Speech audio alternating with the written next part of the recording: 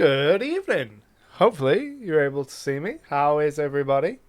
I have got music in my ears that hopefully you'll be able to hear. Hello, welcome. Are we live? Yes, I can see myself. Can everybody else see me? Can everybody else hear me? These are the important questions. Let me know in the chat.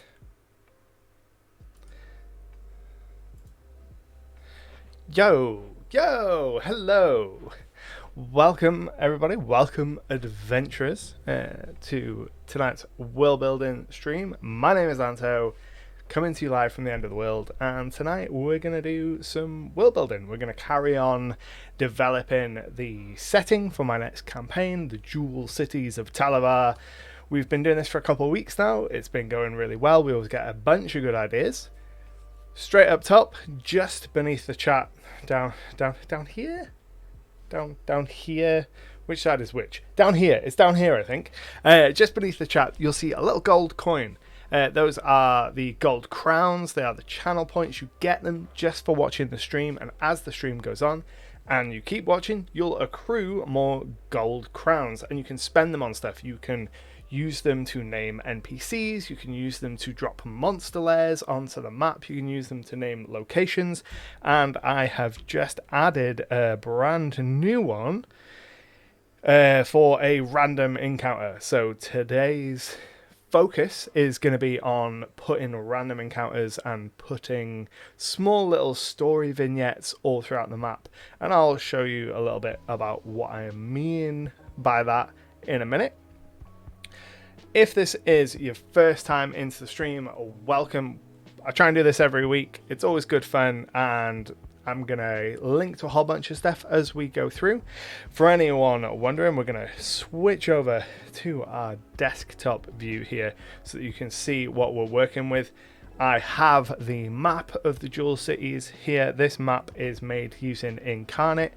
I also use Wonder Draft and Dungeon Draft for different things, but this particular map was made using Incarnate, and the program that we're going to be using to do our world building this evening is called Legend Keeper. I have some videos on Legend Keeper which I'll link down in the chat for you so that you can see them, and I think that's all the housekeeping that needs to be done for the evening, so let's dive in. I'll explain what my plan is with the world building this evening, and we will go from there. So this is the map for the Jewel Cities of Talavar. Talavar is one of the continents in my homebrew world. If I go ahead here, you can see, or you should be able to see, yeah, you can, on the left here, the map for my homebrew world. This is the world of Ishtar.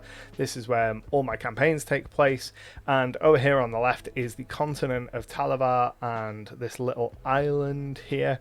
And this is where my next campaign setting is going to be based, on the island of Or and the east coast of the Talavar continent in the Jewel Cities. Over the last couple of weeks, we've been adding details to this location. Last week, we zoomed right in to the little nation of Eildal here, a very chivalric, very typical Western European medieval kind of setting, knights in shining armor, all that good stuff. And we started developing a couple of the key locations here in Mournburg, Glamour, Andred, Roses, and Kaya. And in the week since, I've gone ahead and added some new stuff. So you're going to notice a couple of things here. So there's pins that you can see that are the major locations that are marked out on the map themselves. Good evening, Bob. How are we? And then we've got a bunch of hidden markers. And my goal for today is to add a whole bunch more hidden markers and points of interest all across the map. Not necessarily for any one location and not necessarily in any one vein of marker, like any one particular style, but I want to add a whole bunch of stuff. So some of the things that I've been doing, I've been adding notes for hidden treasure and for magic items. So I've got a note here that just says hidden treasure, and if I pull it up here, you can see it links to an article, and I've just got a table of the location of the treasure, what it is, and then whether or not it's been found. And as I go through, I can add little markers, say this is a cool location, this would be a nice place for some hidden treasure, drop a hidden treasure marker, and then when the players are in that region, let's say they're in Andred, for example, I'd be like, okay, they're near the hidden treasure. Now I can figure out what that treasure is and give them a plot hook for it, or they can stumble on it organically. Fry Minis, hello, Eric, welcome.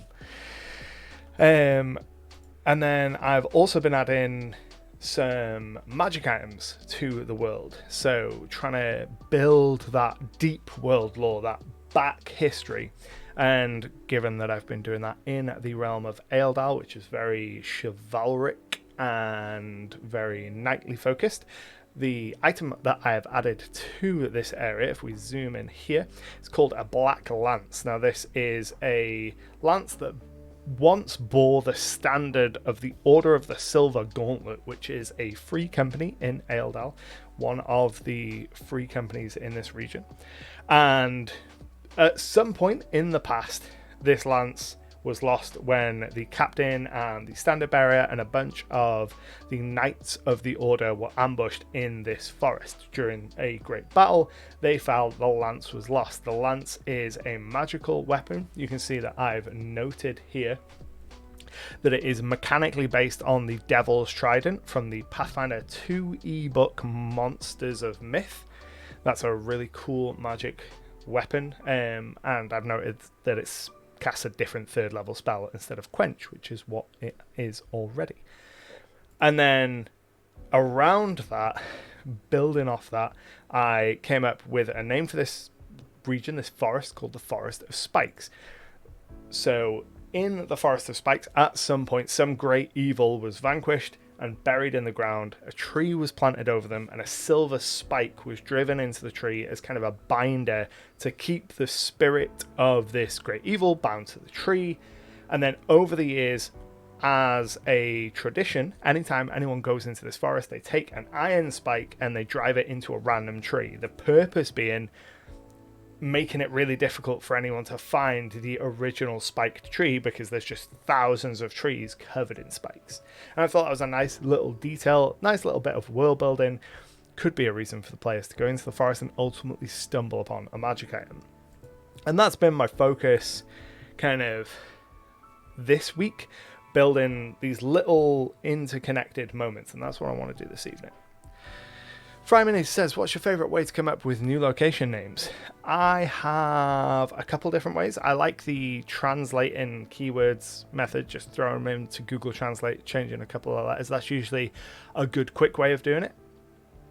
With the Jewel Cities, a lot of them started with focusing on kind of gems and minerals and things like that. That's why we've got like opal and pearl. We have coal and shale. Those kind of words. I tend to like single words for city names. I think that they stick in the mind much easier. I think that they are easier to work around. And then as I build out from there, sometimes I name them based on kind of nearby surroundings. So an example here is Veron Hill, so it's named because it is a hill and it is an important place. Or Iloti is a lizard folk settlement, so it has a lizard folk word for its name. Elgis says, and maybe sounds like a demon invasion happened here. Yeah, I'm thinking demons, devils, some kind of plane or outsider, some kind of fiend for the Forest of Spikes. But I'll figure out the key details to that if and when the players come down to this neck of the woods.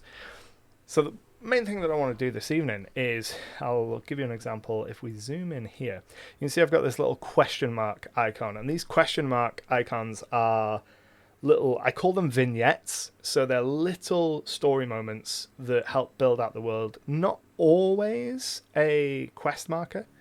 Sometimes it'll be a quest. This particular one is a quest. But sometimes they're just going to be little moments that the players can run into. So I've got a note here of an abandoned caravan. So if the players were traveling between Kaya and Glamour, they'd come across an abandoned caravan and note that the caravan has been destroyed and people have been dragged off. And then I've made a note of a monster that will be based near this site that has attacked the caravan to give me that path through for a quest line. Not Yolo Boy asks, what are the red lines for? The red lines are nation borders. So this one that snakes all the way around here, that bounds the nation of Eruxis. And then this one here kind of boxes in Eildal. And I have a couple more dotted around this particular island, the island of Or, just so that I have a sense of where the nation borders end. Other kind of vignettes, so I've got one here on the way from whatever this town will be called, on the way to Erin's Barrow. So Erin's Barrow is a kind of mass military grave where a soldier of renown was buried, and then a planar creature, a celestial, came to guard that grave. And over the years, people have bought other heroes to be buried there, and now this celestial kind of takes all of those fallen heroes as their charge and guards their resting place. So a little vignette for this would be a soldier's widow who's carrying the ashes of her husband across the land to take to the barrow to be guarded by the celestial, and the players could run into it. It's not necessarily something that's going to lead to a quest, but it helps enrich the world. It gives me some context for the things that the players can run into when they're traveling, so that they're not just completely random encounters, and it can spawn some pretty cool quest hooks. Blumpily says, I've already started doing the monster pins in my own map. These events seem cool too. I think they're going to be really useful, because one thing I find is I really struggle to put a lot of effort in when it comes to travel in my games, because obviously once the players get to a certain point and get access to teleport and the like, travel becomes just an instantaneous thing. But before that, it seems a lot of the time, if the players are going to a place, it's because they want to get to the place and do the thing at the place, and they might not necessarily want to get bogged down on the way. Whereas in this campaign, I really want to impress upon the players, like, the journey is kind of the whole point. So we're not going to start with an overall kind of campaign goal. You're just going to be thrown into the world and you're going to discover your way, and travel's going to be a big part of this. So to make that travel interesting, putting down these little random plot vignettes, like a bounty hunter that is out looking for their bounty and is on their trail, putting that near a town gives me a plot hook for that town. The bounty hunter is chasing their charge who's gone into the town, and they're following after. Bob says, plot hook for that vignette, the ashes remains have been stolen, so the widow wants them returned so she can place them at rest. Yeah, that would be an option for a plot hook, yeah. Carly says, a sandbox type exploration campaign. That's what I'm thinking, kind of taking some of the elements of a hex crawl, taking some of the elements of a West Marches style game, and throwing it all together into a more ongoing single group focused campaign. Hello from Jamaica. Welcome to the stream. So that's what I am thinking we're going to do today, is add in lots of these little isolated details. So, for example, I've started noting down idols and shrines to different gods. I'm thinking some of them taking a very video gamey approach to this. Thinking like in games like Skyrim, when you find the standing stones and you can interact with them and you get a minor buff. I want to do that kind of thing where you can have shrines to different gods that the players can find and interact with, and if they pay homage at these shrines, they can get a minor benefit for like 24 hours. That'd be a cool, interesting way of doing it. Eric says, I feel like I'm cheating on YouTube by watching you on Twitch. You are. And then some of the other things I've added would be like more magic items. And then have I got any other key ones? So I've got a bunch of pink icons. So I've got white icons with the question marks. Those are my little vignettes. I've got pink icons, which are a specific location that I don't intend to be like an inhabited village or town. So a fort would be a good choice. There's a fort called Overlook, so that's one of these little pink icons. Green ones are related to treasure and magic items. And did I add any others? And then brown are kind of natural locations and areas. So we've got the Forest of Spikes, and we've got the Shield, which is the cliff face that separates the realm of the Vale from the rest of the island of Orr. Branch with Broadway says, I've been doing the same thing for my shops. It's easier to video game it than try and simulate everything. Yeah, like my thinking behind it is the devs of RPG video games have the same problems that we have as game masters. They have to populate a world and make it exciting, but they have an entirely separate problem in as much as they can't force content in an open world in front of the players. They kind of have to rely on the players encountering that content on their own, and that content being interesting enough for the player to stick around. As game masters, we can kind of decide when to put different things in front of the players, and we can move things around to a certain degree.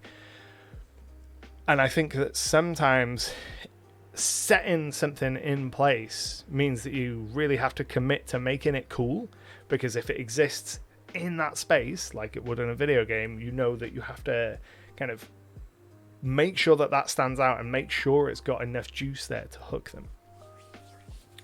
Elgis says, if I may ask, what level do you think the campaign would take place? So I will be starting this at level 1. This particular campaign is probably going to be a Pathfinder 2nd edition game. We're level 15 in our 5th edition game at the moment, and I am ready for a change. So we will probably switch to Pathfinder 2nd edition. I always start at level 1 when I move to a new system, and then I imagine we will run right up to 20. So the first campaign I did ran level 1 to 20. The one I'm doing now, 1 to 15, and still going. So I don't see any reason why this wouldn't be the case. Navatel, welcome to the stream. Oh wow, the last time I caught one of your streams, she was still working on Ashk, however you spell it. That was ages ago. It was ages ago. I did take a long break from streaming. This lovely land is the Jewel Cities of Talavar. So Talavar is the continent, this little island is the island of Orr, and it's called the Jewel Cities because there's a whole bunch of really rich cities dotted all around the coastlines of this bit of water called the Cut. Plumply says, the great part about 2nd edition is you don't have to skip to level 3 to have interesting characters. Exactly.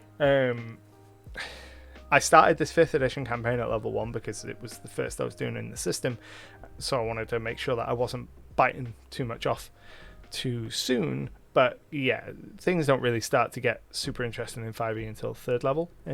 But the breadth of options in Pathfinder 2nd edition should mean that we have a decent range of characters just immediately good to go, which will be really exciting. So let's start throwing down some points of interest. So if you have channel points, the gold crowns, there is an option for you to choose a point of interest, to nominate a point to be put down.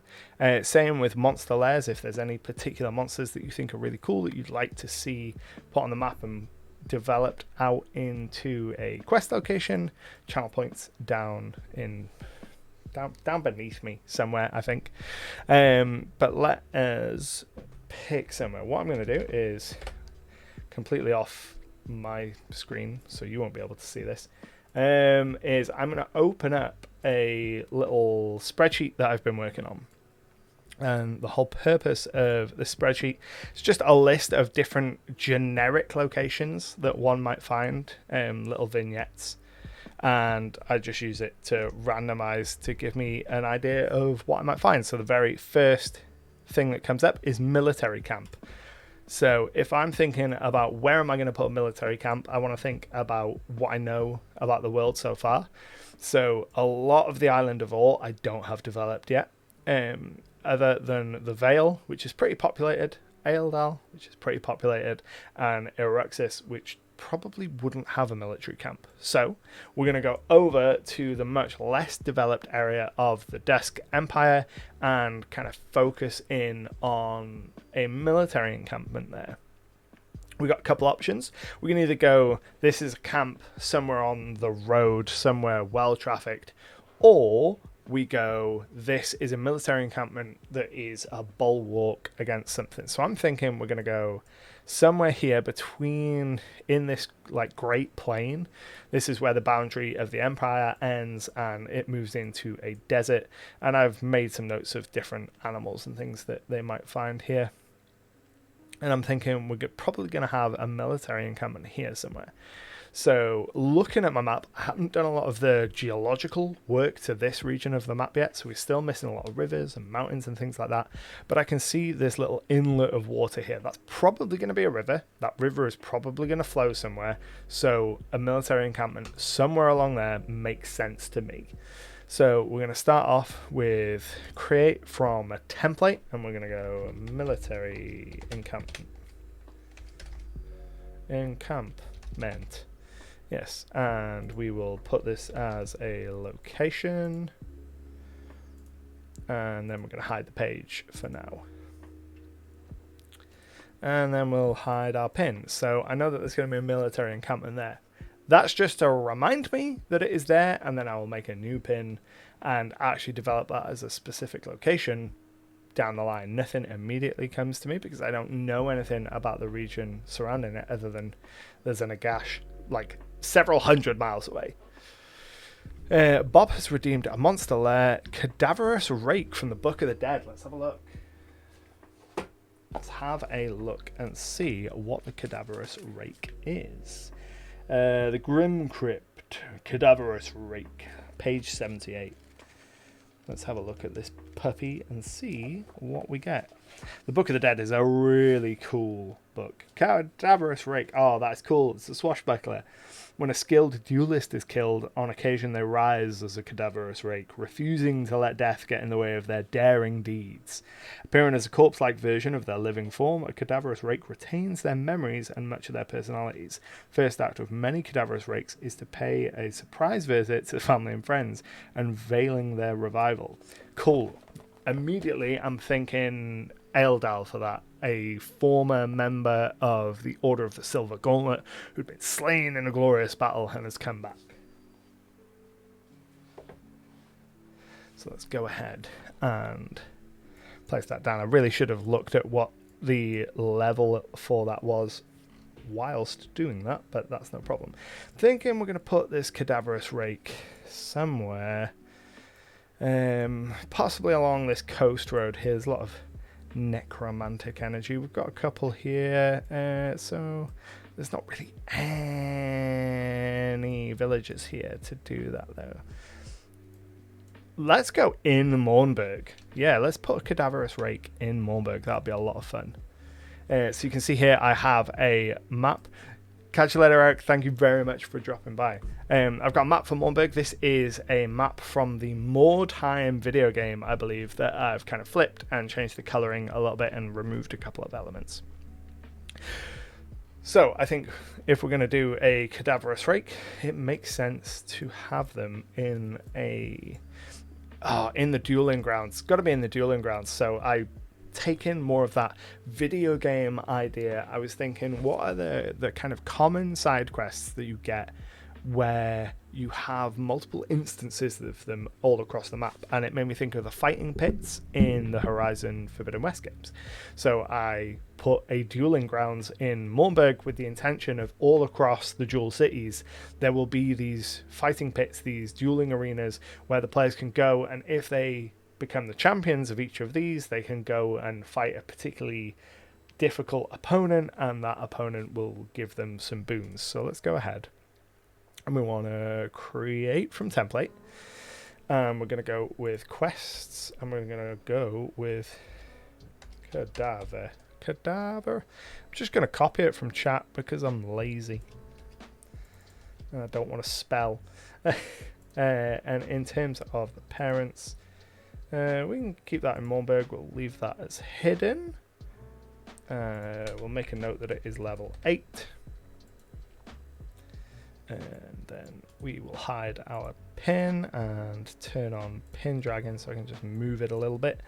And then turn pin dragon off and go ahead and a slain. Order of the Silver Gauntlet has returned to life and continues to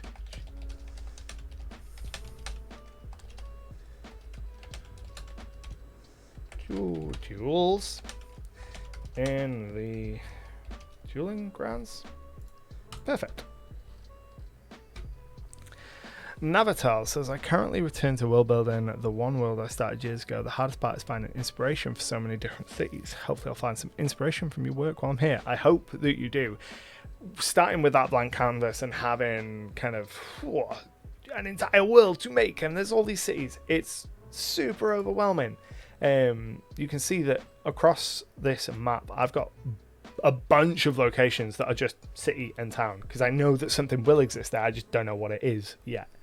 And placing them down has been helpful for me to be able to write, place roads between them, figure out kind of how many cities are there in a region, what is the landscape around this going to look like, and start building around the cities. And sometimes that makes it easier to eventually come up with a name for a city, because I've developed the world around it a little bit. Not Yellow Boy says, do you have any advice on making a dungeon? A whole bunch. Try and be a little bit more specific. What part of making dungeons are you struggling with? And we'll try and narrow the focus a little bit. And while we're doing that, let's go and do a military camp. We want to go into our notes here, and we're going to go desert border stands as a bulwark against some kind of desert raiders, maybe, question mark. Alka says, one thing I do to help me is make some progress. What are the high level things happening and find important? Do you mean in terms of building out your whole campaign, or specifically for dungeons? For campaigns, I think that thinking kind of that high level can be really, really useful, because if you know where the big energies are in your world, that can help shape it a little bit. Because a fairly common kind of not complaint, not criticism, but something that I've found come up kind of often is players saying, well, why are we the ones doing this? Surely there's someone more powerful than us. You know, why is it that it's fallen to us? And if you know where the creatures and the individuals that are more powerful than your players are, and know what they're doing, it's easier to kind of explain away, well, this is why you're doing it. I want to make a goblin fortress, but don't really know what I would put in it to make it interesting and fun. It depends on what your players want, not Yellow Boy, and what they're interested in. For me, if I'm going a military style encampment or a fortress, so let's use this military encampment as an example. I'm thinking, right, this is a military location. Start from that point first. So the very first thing that you're going to want to do to develop kind of the geography and some of the details around it is think about what are the essential parts of having a place like this. So in the military encampments case, you would need pickets, so guards on patrol, not necessarily actual stakes and picket lines, but the role of picket, someone who is out there watching for advanced troop movements and things like that. Trenches being dug, pits and trench runs, super common, help prevent cavalry charges and mass charges of troops. The latrines, always a good place to start if you're thinking, right, what am I doing with this map? Place the latrine, because there's always going to be one. Where are people sleeping? Where are people eating? Where are the bosses staying? So in a goblin fortress, where is the head goblin going to stay? Are they up at the top of the fortress, or are they down in the dungeon?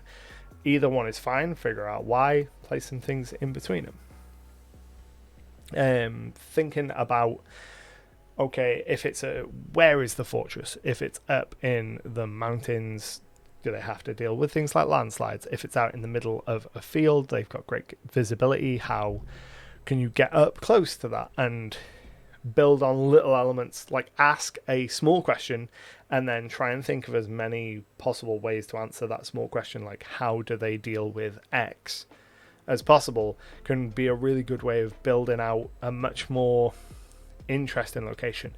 It's not necessary all the time, especially if it's going to be a location that's like a one and done. You can really get into the weeds doing this and spend longer than is necessary. But if you want to really develop a location, those kind of questions can really help. Or if you're stuck, those kind of questions can kind of springboard creativity. And you think, right, okay, where's the goblin boss? Is he up or down? If he's up, what does that mean? And then thinking about what that means can kind of springboard into a whole bunch of other cool stuff. Plumply says, could be a late Roman border garrison where it's badly maintained with untrained auxiliary troops from other nations.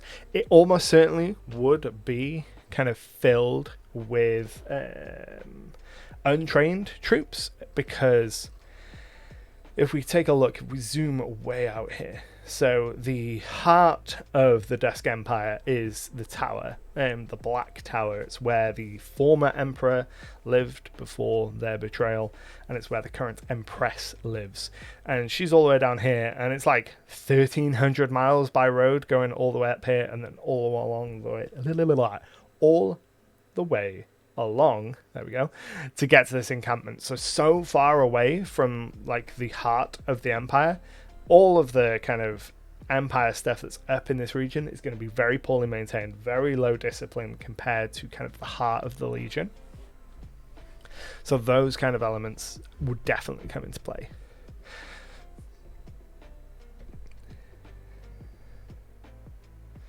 Brentwood Broadway says, what if the desert border had a dance off every year where the empire has this weird Thanksgiving like a feast that managed to keep the peace between the empire and the desert tribes? Non-violent ways of conflict resolution, always super cool. So something like that could definitely be a factor. Callie says, one thing you could also do is take a fortress previously set up by another race and goblin it up a bit, since goblins tend to borrow things from other smarter folks. Yeah, the goblin tendency to take something and goblinify it is always a lot of fun.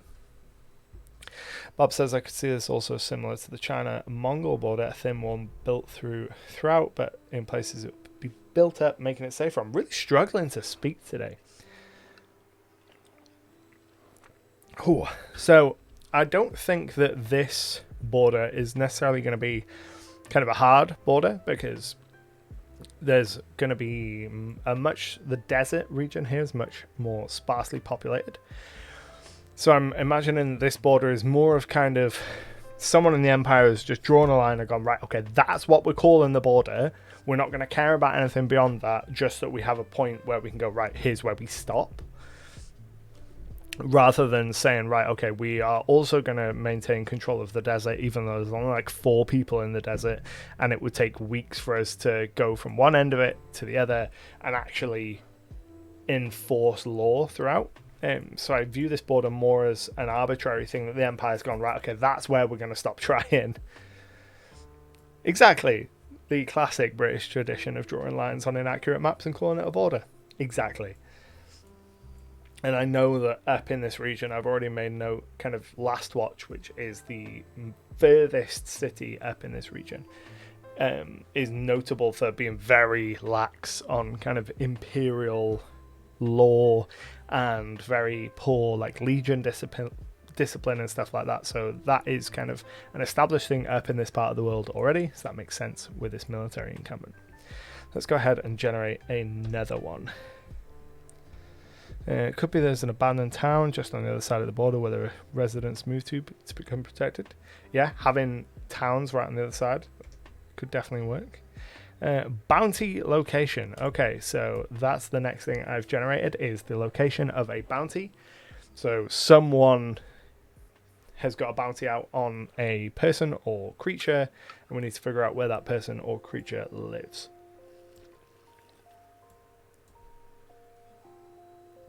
and then also what they are. So I'm going to completely arbitrarily choose and just come up here, and we're going to make a new page. Create from template quests. Yeah, I think is this quest? It's an NPC. It's not an NPC. It's a quest. It's fine. And we're just going to call it bounty for now. And then we're going to change our pin to be white with a question mark. Okay, so this is where somebody is going to be somebody that has a bounty out on them.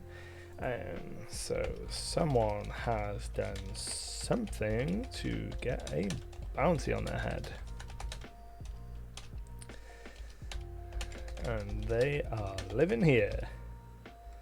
Living, hiding, surviving. Yeah. That's soothing. Someone has done soothing. Let's go ahead and hide. No, we can leave. Yeah, let's hide the pin. Judging from where it is, maybe a druid, possibly. So we don't know much about these northern reaches yet, but we do know that we are fairly close to a couple of cities and a couple of prominent crossings to a city in the Empire. So I'm thinking this is probably going to be an Empire deserter. So let's turn on Dragon, and we're going to move this to this little town here. I'm going to have them just outside the town so I can actually see it. We're going to make a note of this. So someone has deserted the Desk Empire, the Desk Empire, and is hiding out here.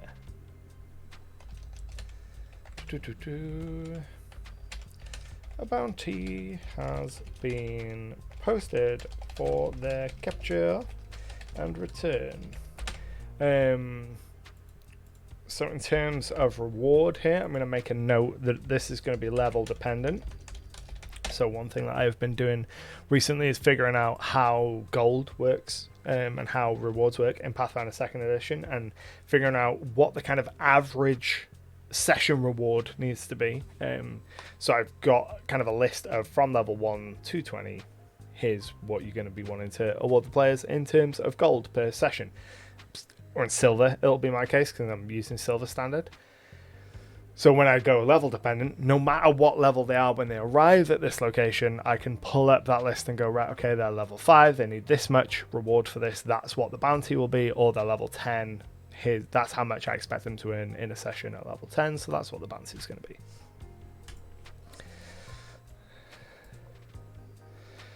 Bandit or someone for a bigger crime like treason. We can make a note of maybe treason is the reason of the season. The Empire's not pleasing.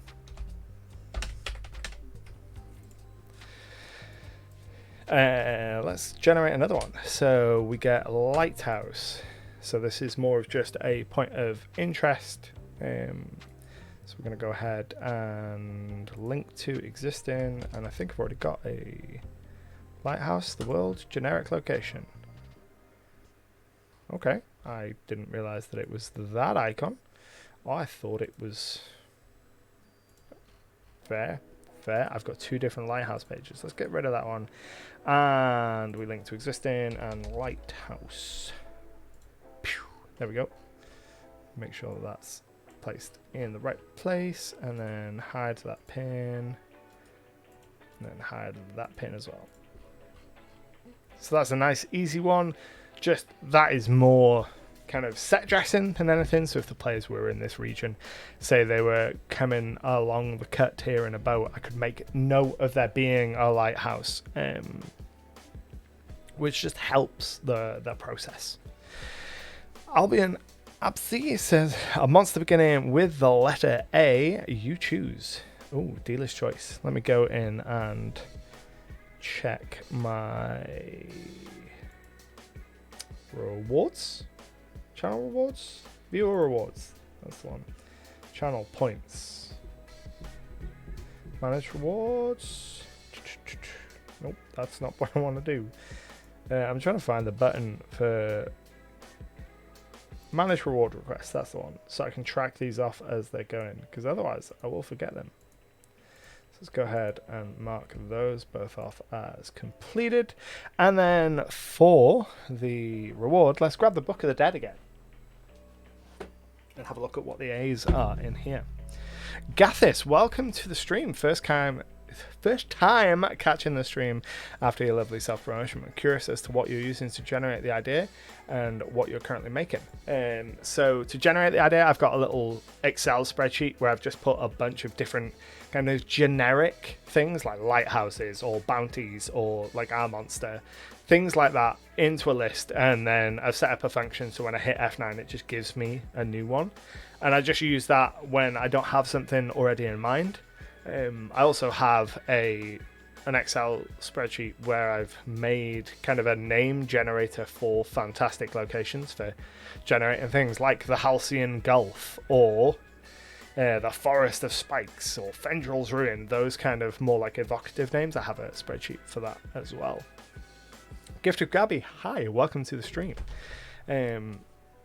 Currently, Gathis, we are making a monster lair, I believe. Yeah, a monster lair. So we are going to have a look in the Pathfinder Book of the Dead book, and we're going to see what the monsters are.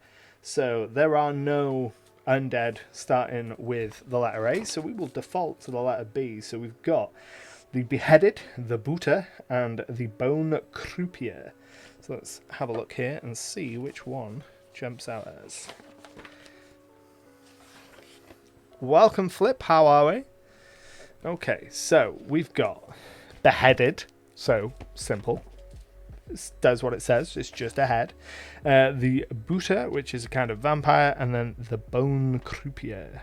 Gambling is just fun and games. Oh, the Bone Croupier is a whole gambling-focused undead. That's cool. Creature 5. Yeah, let's go with that. Put the book down in a way that I can actually use it, and then we're going to zoom right out. And we're going to close our eyes and we're going to wibble. And where is that going to take us? That is going to take us down near the City of Coal. So maybe there'll be a road that comes up here. So let's go ahead and create from template quests Bone Croupier. And that's a level 5 creature. And hidden. And then hide that pin. And that can be the monster lair for this gambling focused undead. So let's have a look at this. Gift of Gabby, I am referencing the Book of the Dead from Pathfinder 2nd edition. So this Bone Croupier guy is an undead, absolutely obsessed with gambling, and they keep on gambling even in their death. Let's see whether they try and take any life as a result. Change of luck, roll the bones. Doesn't seem so, but we could add that. That would be pretty cool. So yeah, Bone Croupier. This method of adding monsters to a map, super highly recommend it. Just grab the monster manual, the bestiary, whatever book for whatever system you're using where you can find monsters and enemies, load up your map, grab your map, your printed map or whatever, and just start looking through. And as soon as you come across something you go, oh, that looks cool, just choose a place on the map and put it there. And before you know it, you end up with like, what are we up to now? Let's zoom right out. 116, 155, 165, 171 pins. So we're getting there. My aim is to have maybe 500 locations on this map by time it comes to having the players interact with it. That would be really cool. I don't want to see the map, I just want to see pins. That would be the ideal. So let's go ahead and generate another random kind of point of interest. This time we get an underwater locale. So I'm thinking some kind of treasure, because we all always need some good treasure. So let's roll a dice here For a level, let's go a d12. So that's a 3. So we want a level 3 item, and we're going to put it underwater somewhere. So let's go on to Archives of Nethys and try and figure out where we need to go for the equipment, and then all equipment, and then we're going to sort. So level. Let's go ahead and grab our filter options is equal to, equal to level 3. And let's have a look while that loads at where we're going to place this thing. So we're pretty barren over here in this area of the cut. So let's zoom on in here. And I'm being called to by this tiny little dot. We're going to use that as our X marks the spot. And then we're going to place down our treasure. So I use this little rounded icon because it reminds me of a treasure chest. And then the icon, we're going to use the little treasure chest. We're going to make it green. And then we're just going to call it treasure for now. And we're going to hide that. Arbian Absi says, a treasure in the belly of a dead creature on the seabed or chained to the seabed, perhaps still floating fairly deeply. So in some kind of creature could be very cool. Are we searching? Is this thing? You're going to do this? Let's try again. Equal to. You're going to do it this time? Archives of Nethys is a real weird. Yeah, it worked. Hello. I'm not even going to. I was about to badmouth the site and then it worked. And then rarity. So we want to go uncommon. Let's go uncommon and see what we get. Cool. That's more like it. Scholarly journal. Some kind of journals could be cool. Some kind of journals for some kind of company. I'm reading the Black Company at the moment, and the book I'm on is very, very journal focused. So I've got journals on the mind. So, some kind of journal belonging to... Yeah, that's what I'm going to go with. I'm going to go with...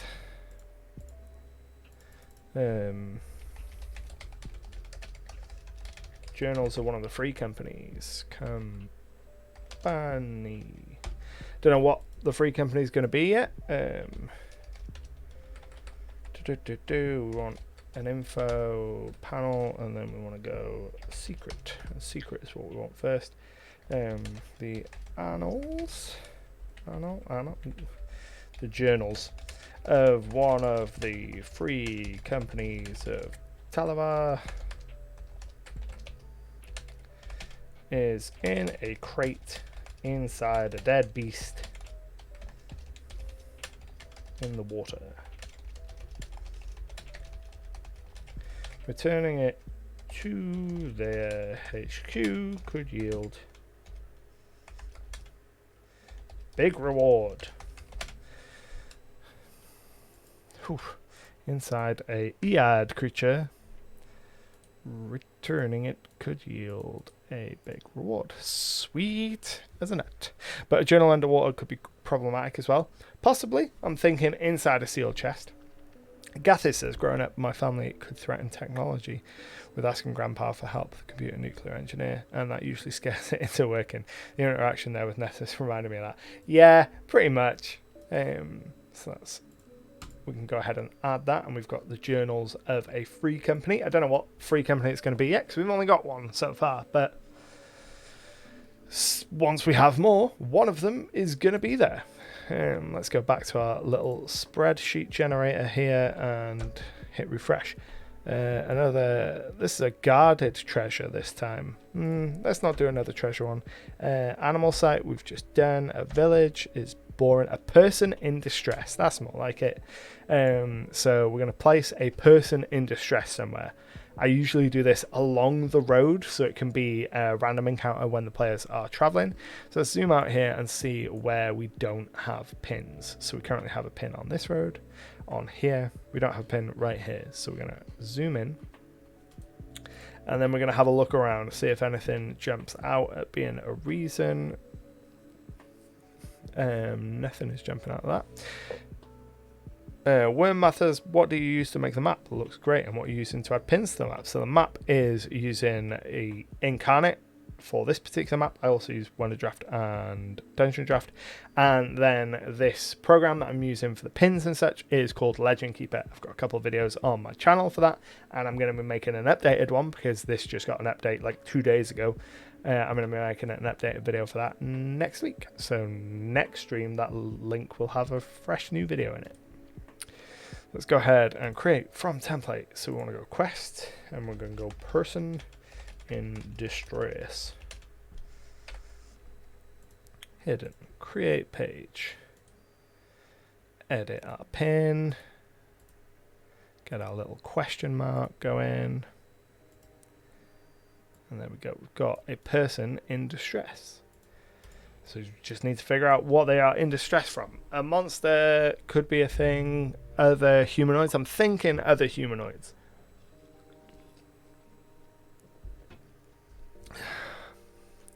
Welcome, Lord Katka. Welcome to the chat.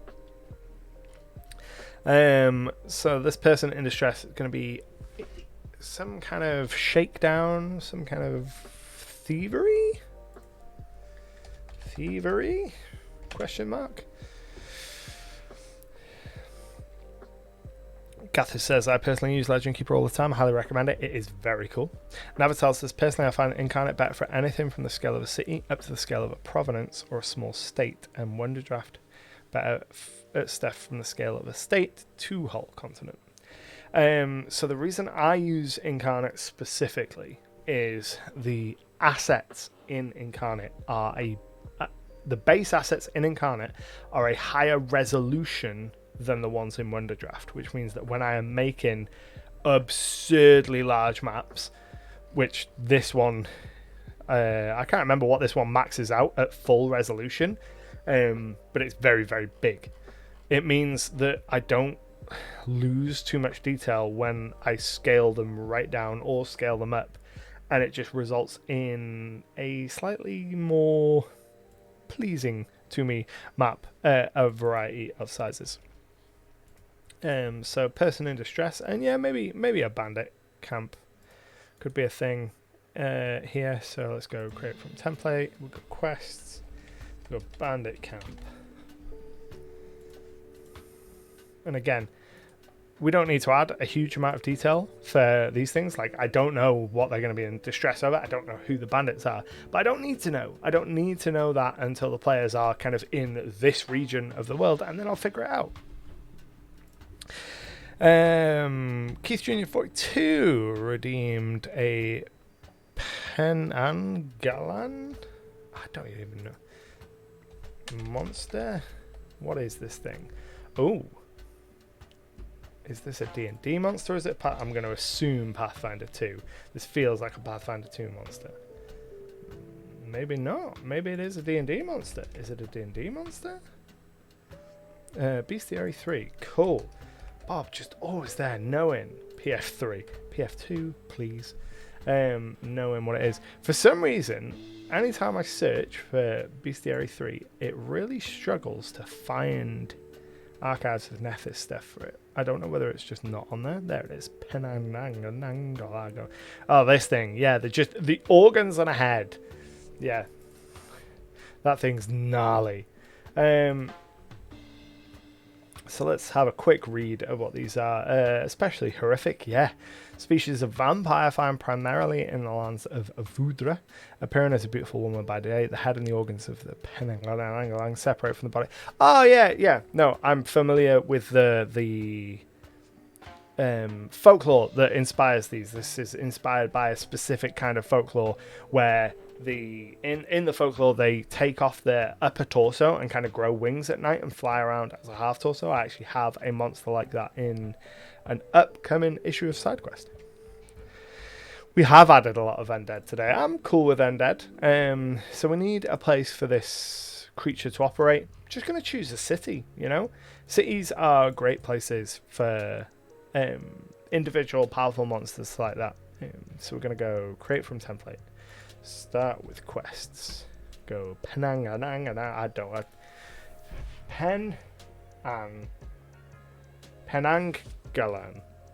Penangalan? That doesn't sound like a word. I don't know why. It's all the N's and the G's. Too many N's and G's really trips me up. But we're gonna put it right here, and that is a C1 plus. We're just gonna note 1 for that, and that's all we really need for that. I'm thinking like floaty head and intestines vampire. So it would be hunting the peasants. It's always the peasants that get it. And then we want to go ahead and hide that pin. Nothing about our name says vampire organ monster, which only adds to the horror of it. Yeah. Google flying head yokai, and it seems that it's probably based on the Cracer and it's not Japanese but a Thai thing. I want to say the version I'm aware of from folklore, I believe it's called a managal, and they detach their whole upper body. They leave their legs behind, and their entire upper torso kind of grows wings, and they fly around as a full-on upper torso. I assume they're all derived from a very similar kind of base creature. It's Indonesian, Malaysian in origin. Yeah, that sounds about right. That rings a bell in terms of the folklore for the version of this kind of creature that I have got for an, I want to say, upcoming issue of SideQuest. Oh, bear with me while I sit down, and then I'll readjust the height so you can see me.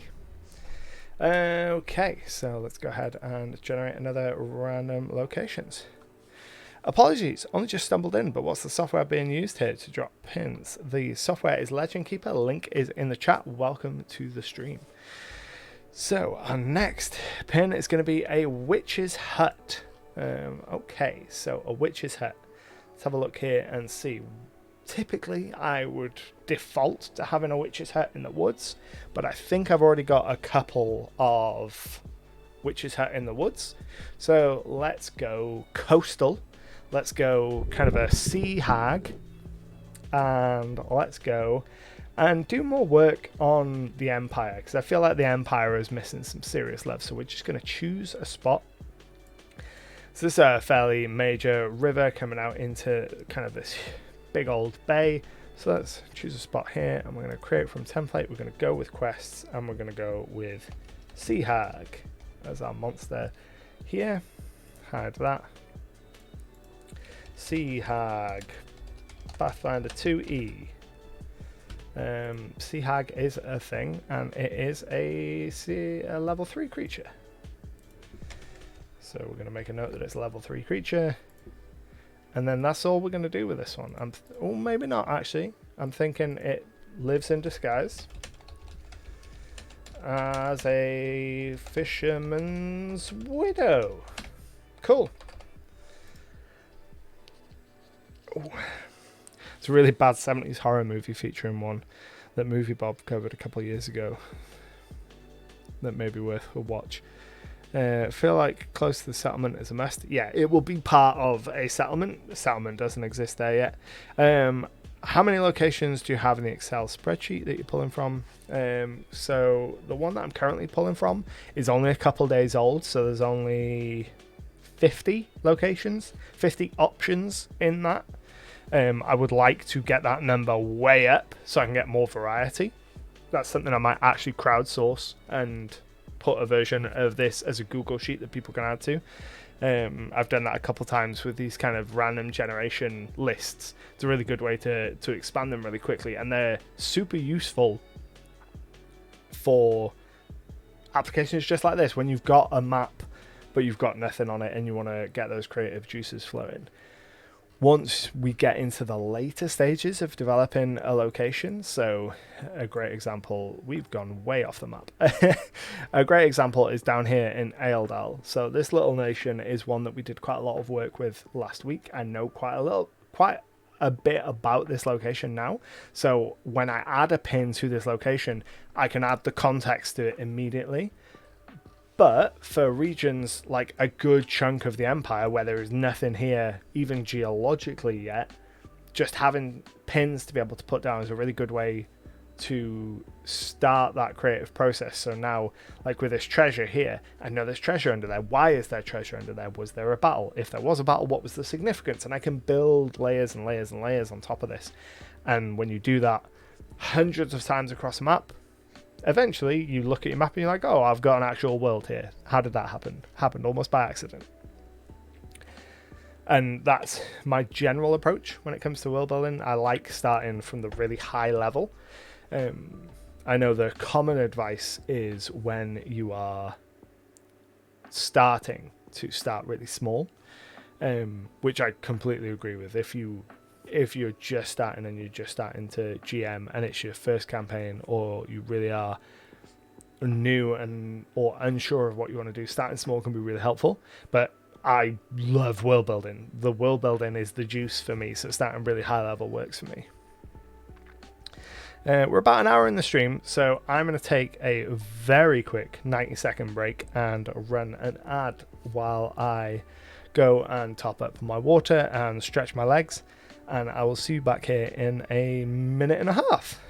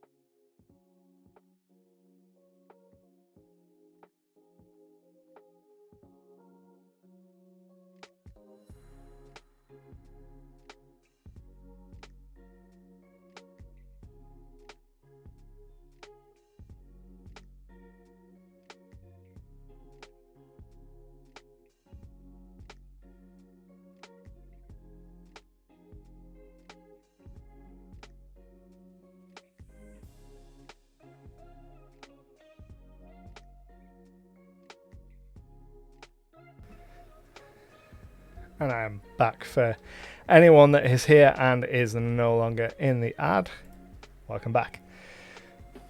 We'll wait a sec to make sure that everyone else gets out of the ad just fine, and then we will continue with our world building.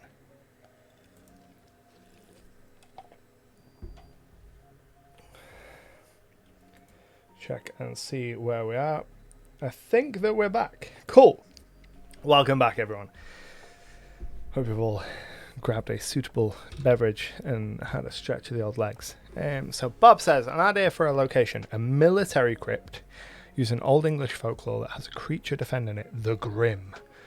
According to old lore, it was believed that the first soul buried there was stuck in a location could never pass on, and they buried a pitch black dog on the south side, which therefore became the defender of the souls of the graveyard. I like that. Callie says, I got ads just before you took a break and returned as you went on a break. Twitch is weird like that.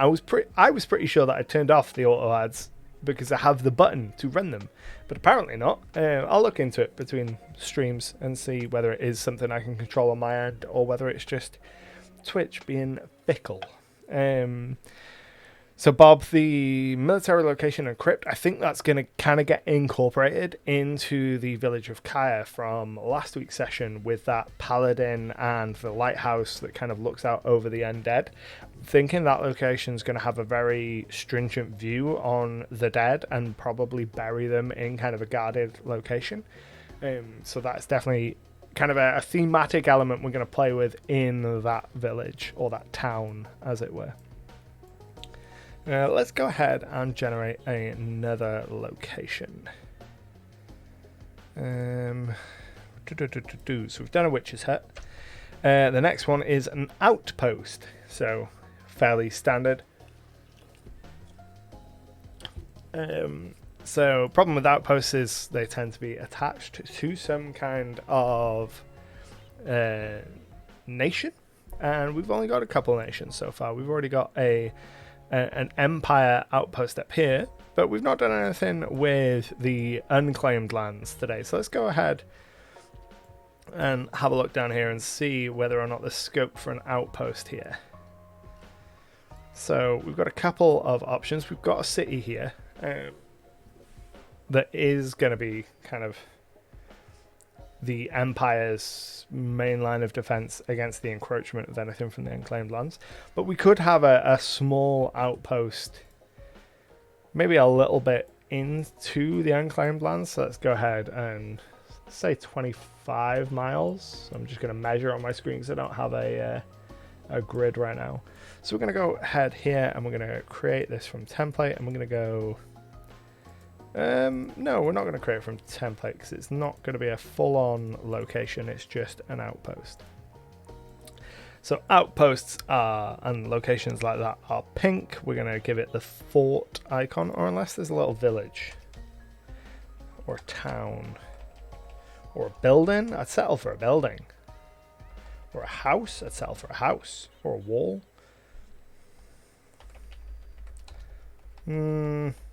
House, no, let's stick with a tower. And we will confirm there, and we will call this Empire Outpost. Hidden page, create page. Pew, hides that pin. And then what we're going to do is, because this probably isn't going to be the first or last time we do this, so we're going to go table and we go location, notes, and then we want visited. So this is what I will use to keep track of this. So the location is 25 miles south of I think my keyboard might be down. 25 miles into... Why is my keyboard not working? Into unclaimed lands. And we'll put a little checkbox there, so if the players have visited, we can tick it off. Helps keep track of what has and hasn't been used. This is actually a genuinely handy tip if you are someone that builds open worlds like this. A lot of the stuff that you build won't get used, so one of the ways around that is you keep a reasonable amount hidden from the players. So you can see that a huge number of my pins are hidden even in the cities. If we go ahead and click on them, I only have like a sentence, a paragraph of public player-facing information about a city. Everything else I keep to myself, because if the players never go to it, I can reuse it next time. And keeping track of whether or not the players have interacted with a piece of content, like been to a particular outpost, been to a location, really useful if you later want to pull that and use it in another location. Say they finish the campaign in the dual cities and they're like, right, okay, we're going to go campaign halfway across the world. I might still have hundreds of pins worth of content that hasn't been used that I can reference and just move over to that other place. It's really, it saves having to do all of this work every time. I quite like doing the work every time because I like the world building process, but it is a good way to reduce some of that mental overhead. Maybe an outpost of one of the major outposts of a powerful tribe in the area. I feel like the tribe there should be quite thought living there. There is a whole bunch of kind of tribal locations within the unclaimed lands. I like it being an Empire outpost because the conventional wisdom is that border is where the Empire kind of stops. But the reason the unclaimed lands, which is actually called Ungawe, the reason it's called the unclaimed lands is because the Empire has not claimed it, because they can't get in far enough and can't conquer it. I like the idea of them still having an outpost and still trying, even though on like official documents they draw the red line and say, okay, that's where the Empire ends, but we've still got an outpost 25 miles that way because, you know, we're trying to ease the border forward. Bob says, is there a sacred location to all tribes of the unclaimed lands? Possibly not all tribes. There is the city of Chorus, which is built into one of the casts. I found this piece of artwork on, I want to say, Twitter. of this city built into a cast, and I thought that looks really cool, and it immediately inspired me. And I'm thinking that this will probably be, Chorus will probably be kind of the heartland city of the Unclaimed Lands, where all tribes are welcome and where you get that melting pot of all of the different peoples within this region. There's also a couple of kind of other holy-ish sites. So there's ancient arboreal trees that kind of have homage paid to them. There's a couple of different smaller settlements that are important, but for the most part, the Unclaimed Lands is unclaimed by any one dominant power because it's just so dangerous. There's just so many monsters in that jungle, and all of them want to kill you and eat you. So that's an outpost. Let's go ahead and generate another one. Let's just give me 2 outposts in a row. Oh, this is cool. So this result is place of power. Very vague, very evocative. So yeah, let's add some kind of place of power. We've got a couple different options for this. Simple option is a shrine to a god, like I said.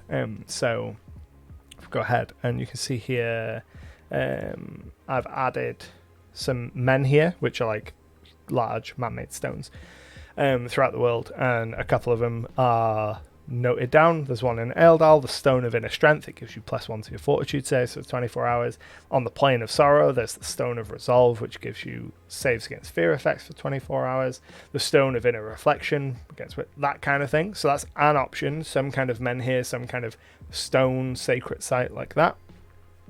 Is there a sacred location to all? Do you have any ley lines? I do have ley lines.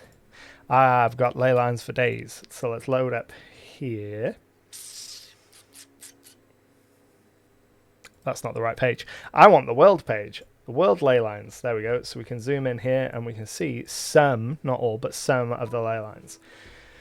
So you can see these black lines. These are ley lines connecting to the seals of Terras. Terras is a primordial god in my setting who was locked away, and 12 kind of ancient seals were placed around the world, keeping him magically bound. One of those seals is in this little mountainous region here. There is a monastery that protects that seal, and these seals emanate ley lines of kind of chaotic energy between themselves. So we've got a lot of chaos running through.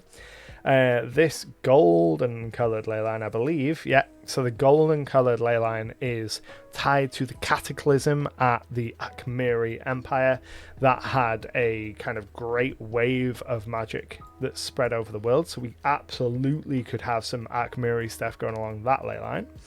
And then this purple one, I believe, is tied to the great volcano of Dire Aphal, which is where the god of smithing and the dwarves, Kovaz, is said to have created the dwarves, and that radiates out magical energies. Sorry.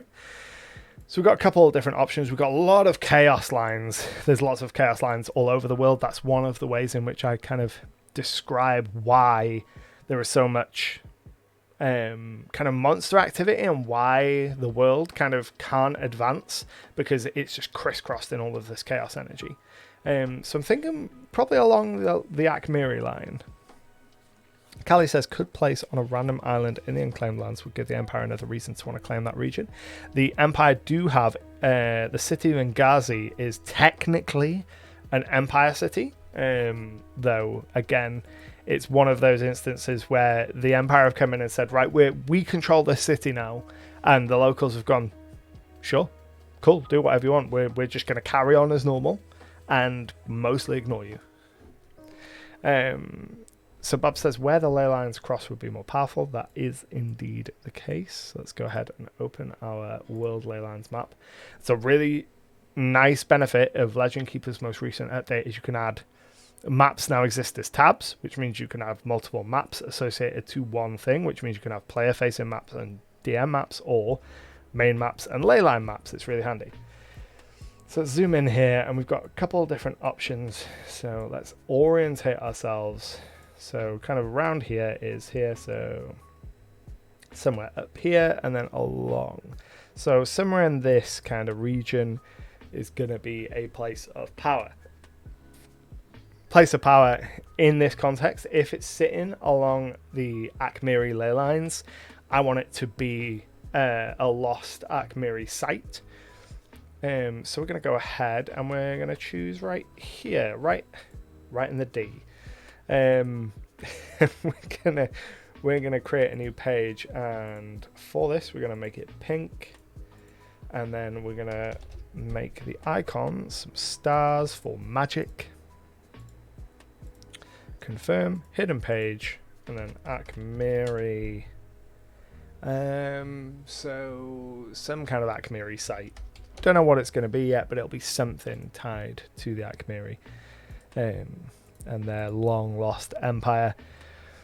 So I tend to have a couple of different ones. I've got a bunch of locations for beholders. So in the prehistory of this world, before kind of humanoids became dominant, beholders had an empire in this land.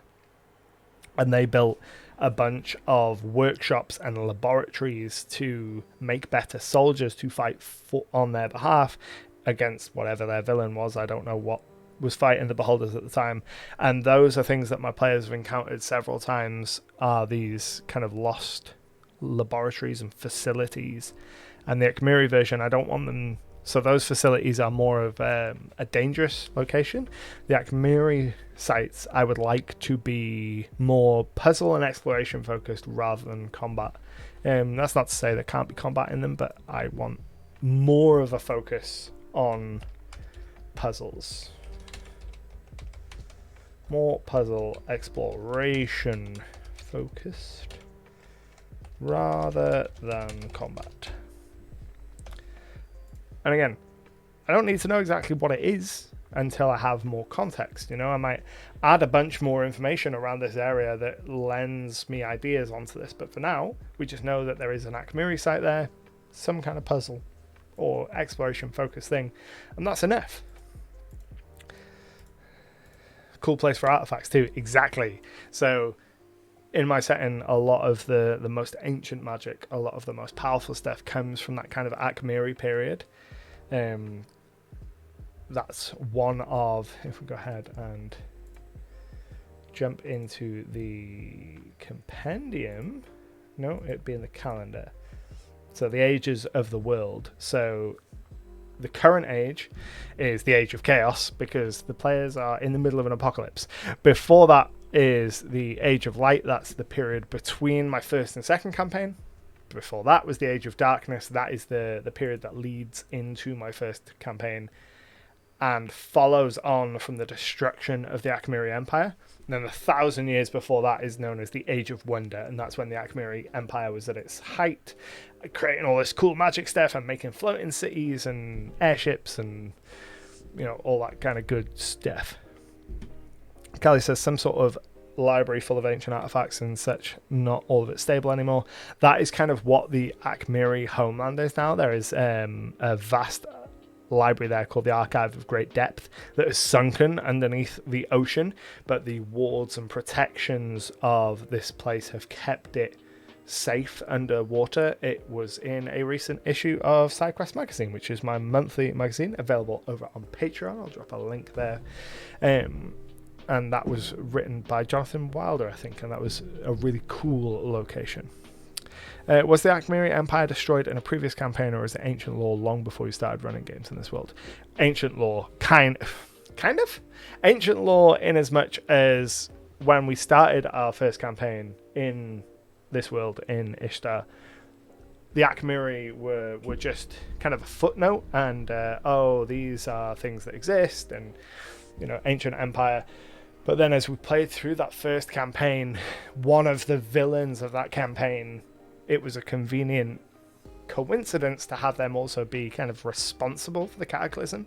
So the players got a lot of kind of insider information on what caused that cataclysm through the first campaign we played. So now anytime Akmiri stuff comes up, they've all got a kind of a deep understanding on a player level of what's going on, even if their characters don't necessarily know.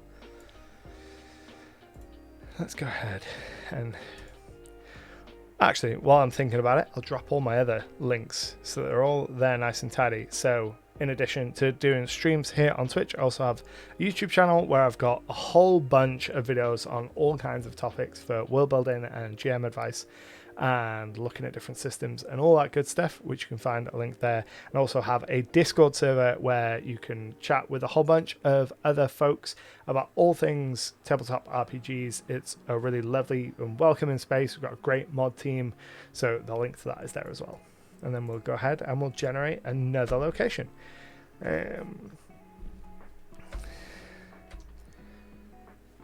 So one of the options I have in here is armor sets. So this is something that's taken straight from video games. The idea of being able to find a set of armor, a set of magical armor that has, you know, properties that make it better than the sum of its parts, and being able to find pieces of that throughout the world. Super common in things like the Divinity Original Sin franchise has a bunch of different armor sets. Horizon's got Ghost of Tsushima had them. Ghost of Tsushima had some really cool ones actually. That might be a really good place to look for inspiration for this in particular, because every set of armor had a really iconic kind of story to go with it. So that's a really good place to start at thinking about how we want to put a set of armor in this world.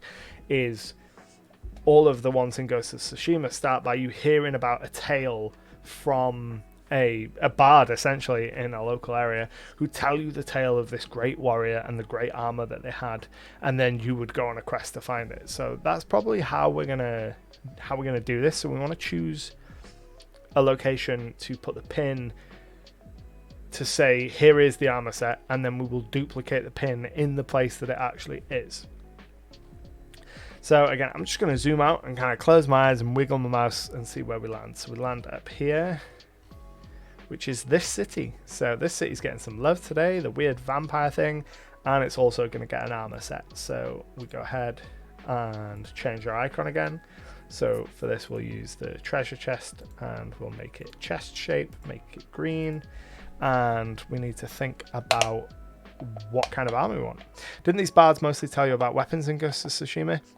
Possibly. I may be conflating weapons and armors. I know that armors were in the game, and I remember doing the armor missions more than I remember the weapons. But it could be I'm conflating the two. But I know there are bards that tell you stories about great warriors, and then you go out and you find stuff relating to them, which is an idea I really like. So we want the storyteller to be here, and so we're going to go armor set. And we want to think about kind of what armor set we want. So I'm just gonna roll a dice, and I'm gonna correspond that to some kind of class. So for the sake of convenience, I'm just going to open up D&D Beyond so I get a visual representation of the classes. So we've got 3, 6, 9, 12. We don't need to count the artificer, so we just roll a d12. That gives us 11. That gives us wizard. No, that would give us warlock. So some kind of warlock's armor set. So warlock armor set. And then we hide that page. Drop that pin, and then we just need to figure out where this armor set is. So this person in the city will have heard the tale of a great set of armor. This will be for Pathfinder 2nd Edition, Gathis. I just wanted the visual representation of the classes, and it was quicker to grab from D&D Beyond. Robes associated with a specific patron, possibly. Could be. That's a good point. Patron based. That could make it difficult if we go too heavy in the patron specific, because it could exclude. I'm not even sure how warlocks work in Pathfinder 2nd Edition. We should probably start there. We should probably make sure that one warlocks are a thing, which they're not. So we got 1, 2, 3, 4, 5, 6, 7, 8, 9, 10, 11, 12, 13, 14, 15, 16, 17, 18, 19, 20. D20. Cool. So let's roll a d20. That gives us a 17. So 20, 19, 18, 17. Some kind of summoner. Hello, welcome to the chat. I feel like it being a bit popular tale is a bit cliche. Maybe have it be a forgotten warrior with hints of the existence of the armor on an old statue no one looks anymore. Possibly, could be on a statue somewhere. Doesn't necessarily need to be a popular tale. More that the hook for it is that they will hear from someone else. So let's have a look at the summoner class. So they have the Eidolon armor. So we're gonna have it's gonna be a summoner's set of armor. So we want to edit that to change it from warlock to summoner. If you wanted an old 3.5 Pathfinder reference, you could make the armor based around the 3.5 sorcerer default character Hennet and his many belts. Let's have a look at Hennet and see what they look like. Hennet Pathfinder.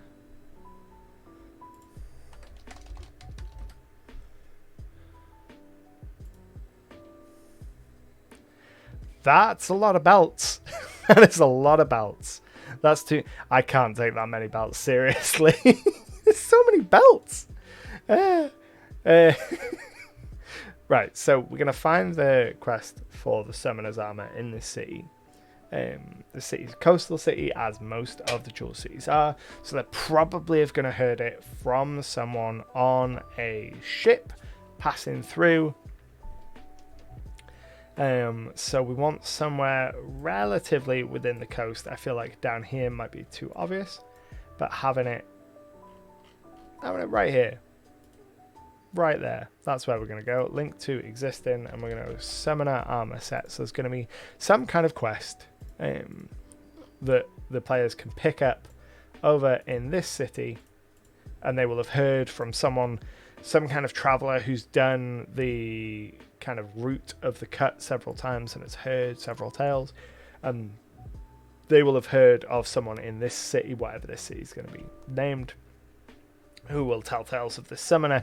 That will lead them up into the mountains for some kind of quest that will ultimately get them the summoner armor set. And yeah, I like that. Originally, when I put armor set in the points of interest generator that I have, I was envisioning more of multiple quests for different pieces of armor, but in hindsight, I don't think that's a good idea. I think that's going to take far too long and put too much focus on this when, certainly in my mind, that's not what the campaign focus is. It would be different if it was a case of, oh, there is this incredible set of armor and the whole campaign's built around finding the pieces of it. But for this specific thing, it's just, oh, you're going to find out. If you've got a summoner in the party, there's going to be a summoner set of armor, and doing something like that for every class would be really nice. Like an iconic piece of equipment for each class that exists throughout this world. So if you are playing that class, you can hear the tales of a legendary piece of equipment relating to your class somewhere in the world, or this particular location. Yeah, considering it's not a video game and they can't aim for specific parts, it would be a pain to collect for sure. Albion Assy has redeemed an NPC name, Sheldrim Lord. Have we any ideas, Albion, of who Sheldrim is? Any kind of thoughts about them as a person? Questing for armor sets is also a great way to shunt players out of a region they didn't travel to yet. Yeah. The Dead Summoner. Yes! Sheldrim Lord. So excellent shout. So we're going to secret fire that. A set of armor that belonged to the legendary summoner. Sheldrim Lord.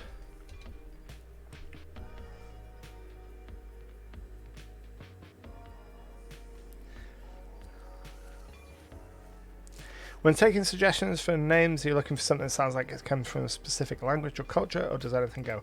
Broadly, anything goes. If it's super ridiculous, I may need to change it somewhat to fit with whatever we're doing. But broadly, anything goes.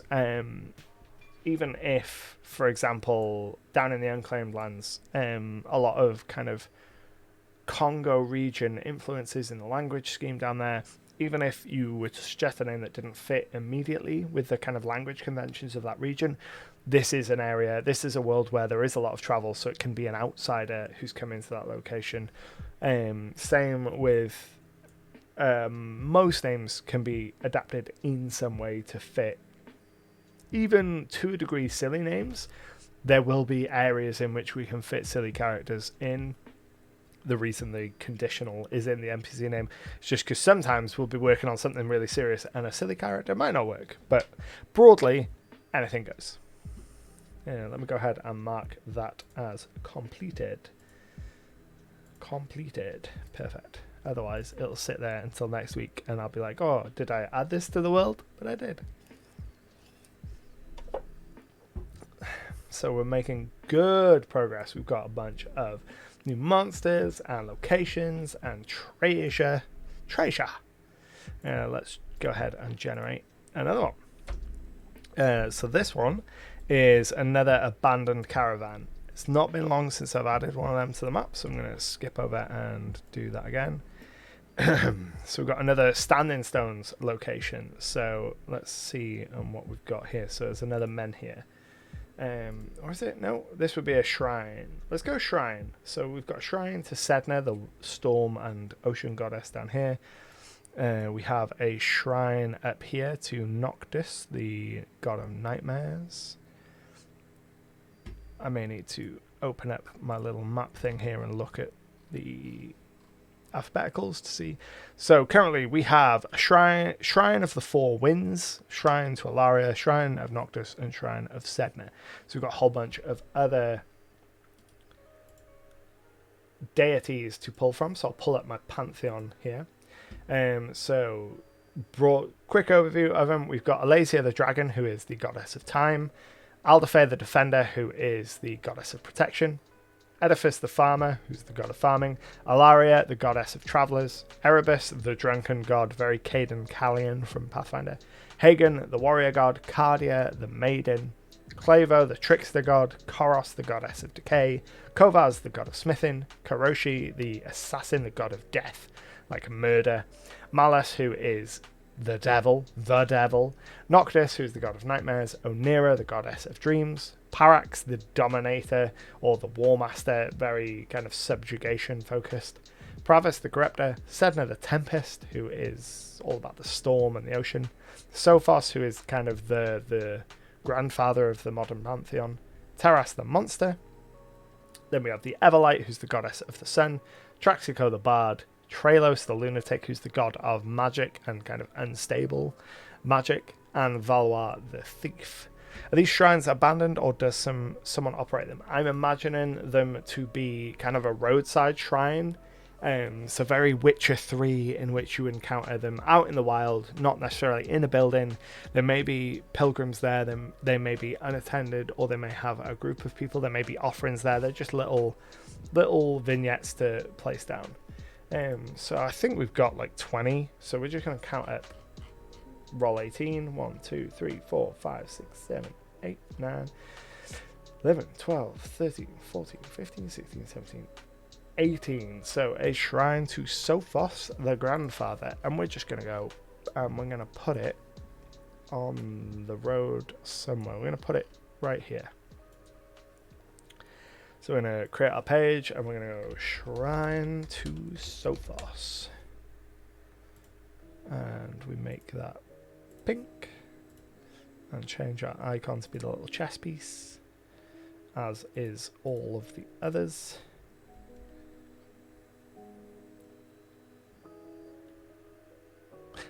Didn't know why it wasn't created, and then I got very, very confused. So we've got shrine to Sophos. So if they're traveling, if the players are traveling along here, some kind of encounter where people are paying worship to Sophos.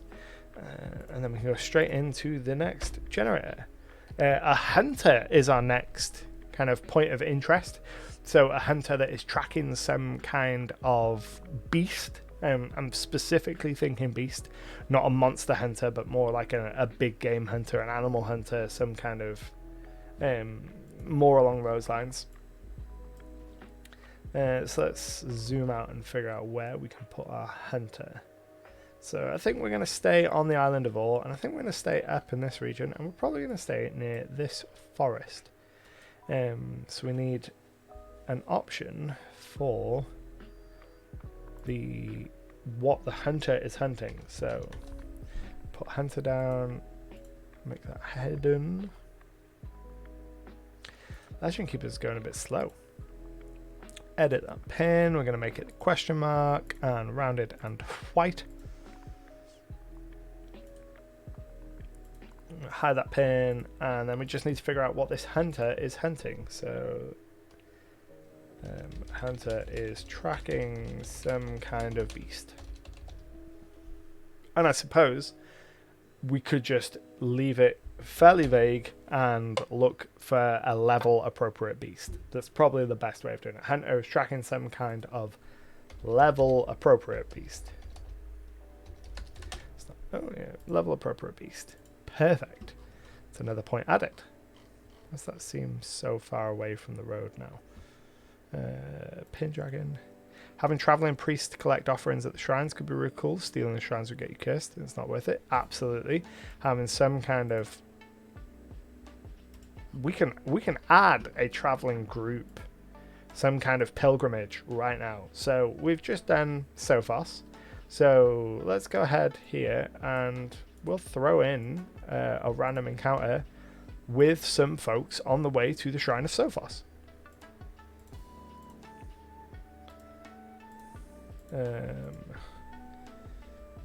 Pilgrims? That's not how you spell pilgrims. Pilgrims of Sophos.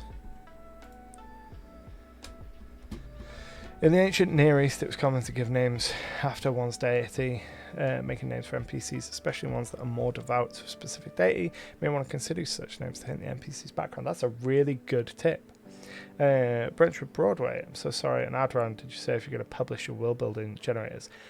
Yes. At the moment, it's just an Excel spreadsheet that I just refresh. I will probably make that spreadsheet available at some point for people to add contributions to.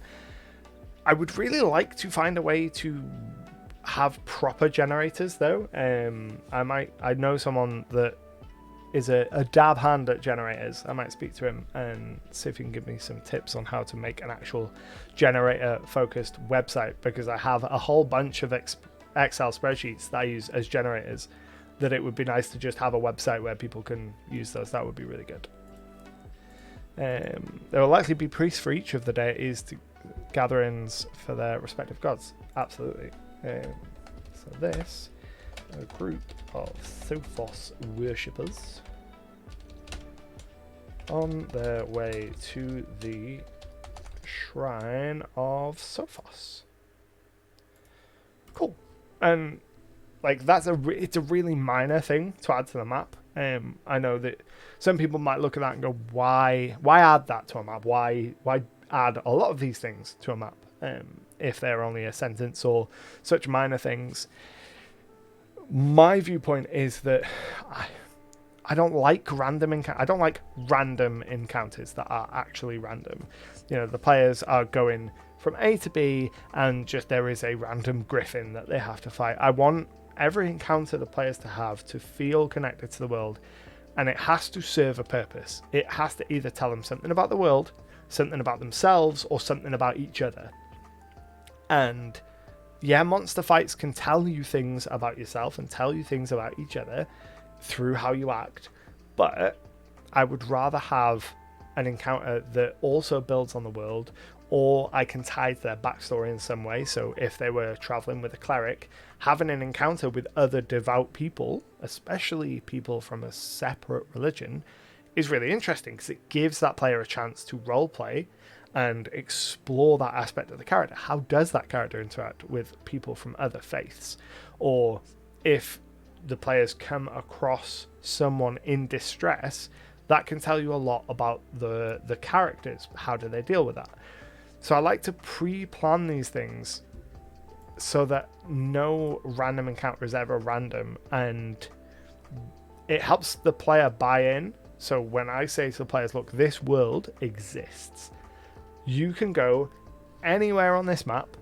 There will always be something there for you, and whether you are there or not, the world continues and the world persists. And having these little vignettes that they encounter on the road, or having pre-planned options for locations that kind of tie into each other as you continue on this world building, really helps that believability that they're in a world that exists without them. Because I think that's the ultimate goal when you're kind of making a believable world, is you want it to be believable that if the players were plucked out of that world, the world would just carry on. And for me, adding a whole bunch of little markers like this is a really great way to do that, so that on the day, in the session, I'm not having to figure that out. Zara says, hello, how is everyone? I think I walked in on an interesting discussion. I hope that you walked in on an interesting discussion. I hope it's interesting. Welcome to the stream. We're doing some collaborative world building. We're just about to randomly generate a new location to add to this map here. And let's go ahead and check out what we get. So we have another fighting pit. So for those that were here earlier on, I recently added a fighting pit to the city of Mornburg that's got a dueling grounds. So we've got another dueling grounds location, so we need to figure out where we're going to put it. I broadly want one of these in each region. If it's something that the players kind of buy into and want to explore, it's a good reason to take them all across the map. So we want one that's in another location, and I think that we're going to go with Arexis. We're going to stay close to the original, and we're going to have we're probably going to have one in Iloti. I don't have a map for Iloti yet, so we're just going to drop a note, a pin onto the broad map here, and dueling grounds, so that we know that it's in Iloti. Do you build conlangs for your world, or just randomly generate names based on the phonology of preferences? Both. So currently in the dual cities, the only place that's had any language development is the Unclaimed Lands. I talked a little bit about this last week. When I was building this region, I was very much thinking of the Congo and the nations, the African nations that kind of follow the Congo, and I wanted to evoke that kind of feel, but I very specifically didn't want to just take a bunch of words out of those languages and plop them down on the map. So what I instead did was I took the phonemes, the sounds from several of the languages that can be found along the Congo, ran them through a conlang generator, and use that to kind of generate my new words. I still pull some base words from some of the languages in that region, but I wanted an option that wasn't just always that.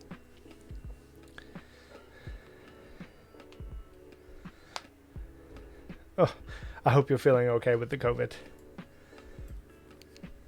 Like fighting pits, both underground style and more honourable dueling grounds or training areas are fun. A coliseum in a major city is an excellent goal for the in-book gladiator background, I think. Yes. Coliseums and kind of big fighting pits, arenas, tournaments, all those kind of things are always really good fun. What I'm thinking specifically with the dueling rings in the dual cities is that Pathfinder specifically has kind of a duel mechanic built into it. There's a kind of variation on the skill challenge where you can have a one-on-one duel with someone, and I think that this would be a really good way to showcase that mechanism. Oh yeah, making money by betting on yourself and your friends in the fighting pits is a time-honored RPG tradition. My players have made so much money and lost a fair bit of money from making bets on themselves and each other. I like to let them win, or not let them win, but I like to put them up against reasonable challenges for a good period. Let them really get a taste for it. Let them think, we're making so much money on this. And eventually they get to the point where you say, right, let's put on a big fight. You know, you've made a name for yourself. Let's put on a real contender.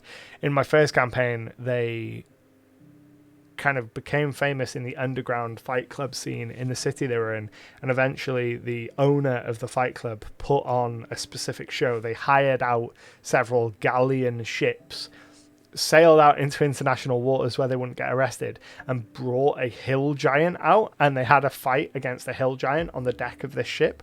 One of the ships was just sacrificed to be the arena. All the other ships kind of surrounded it with the crowd, and it was an incredible fight. the players won, but it got close. Like, fighting pits are a real fun way to engage with the world. So we've gone ahead and we've added another dueling grounds. We need to hide that pin. Let's generate another one. Let's keep going. It's another hidden treasure. So let's have a look here. We'll roll a d12 this time. So this is going to be a level 8 item. So we want to go back onto Archives of Nephis. And we're going to go and have a look at all items equal to level 8. Hit our filter options equal to, and hopefully that'll refresh eventually. Yeah, all items equal to level 8. I'm going to change our rarity, and we want our rarity to be uncommon and rare this time, I think. We're going to hit apply on that. In one group, our cleric lost money on me, the Ganassi barbarian, because she was fighting another female barbarian. She got knocked out and made an NPC friend, but the cleric lost 80 gold. I mean, depending on where you are in the campaign, 80 gold can be a lot of money. Some of these dueling pits, they could ban magic for general use, and it can only be used if agreed on before the duel. Absolutely, I love tinkering with the rules of engagement in these. So let's have a quick look at some of these items, some of these level 8 items that we can have for hidden treasures. We want to get rid of materials, so we're going to go into category and wait for that to load up. And we want to make sure we're checking, we've got armor, assistive items, grimoires, because we love some grimoires, held intelligent items, runes, shields, staves, wands, weapons, and worn items. And that'll help get rid of some of the unhelpful options. So let's have a look. Duelist's Beacon, that's a shield. I'm just looking at names, and I'm looking for anything that is evocative. So Bloodbane, don't know what it is, sounds awesome. A Bloodbane clan dagger is especially vicious against the ancestral enemies of the clan. So this is from the Age of Ashes adventure path, so spoilers if you're in the middle of that. It takes 1 persistent bleed damage. Whenever you inflict persistent bleed damage, so this is a weapon. I thought this was going to be a rune. Oh man, is this really going to... Yeah, it's going to take me all the way... Right, okay. That's going to reset the filters. That's really inconvenient. Nephis! Be interesting to see how each pit looks based on the culture involved and their specific specializations in combat arts. Mage pit may look a lot different to a regular fighting pit, for instance. A pit set up by a plant race would be very unique compared to dwarves. That's a really good point. You can achieve the same ultimate outcome with these things, but have wildly different experiences with them, which is really cool. So let's go ahead and reset our filter options here. And while I'm resetting the filter options, if this is your first time in the stream, I highly encourage you to click the little follow button down there. We are currently, how far away from the goal? We are close. I can't see my eyes. 195 out of 200 followers, so we only need 5 more followers to hit that goal. So let's go ahead and change our rarity again. We're going to go uncommon and rare. And then for the category, we're going to wait for it to reload. Category 1, armor, grimoires, held items, intelligent items, shields, staves, wands, weapons, and worn. Each culture would have its own influences and cultural traditions and rules maybe as well. Yeah, absolutely. Having like a little variance on rules would be really cool.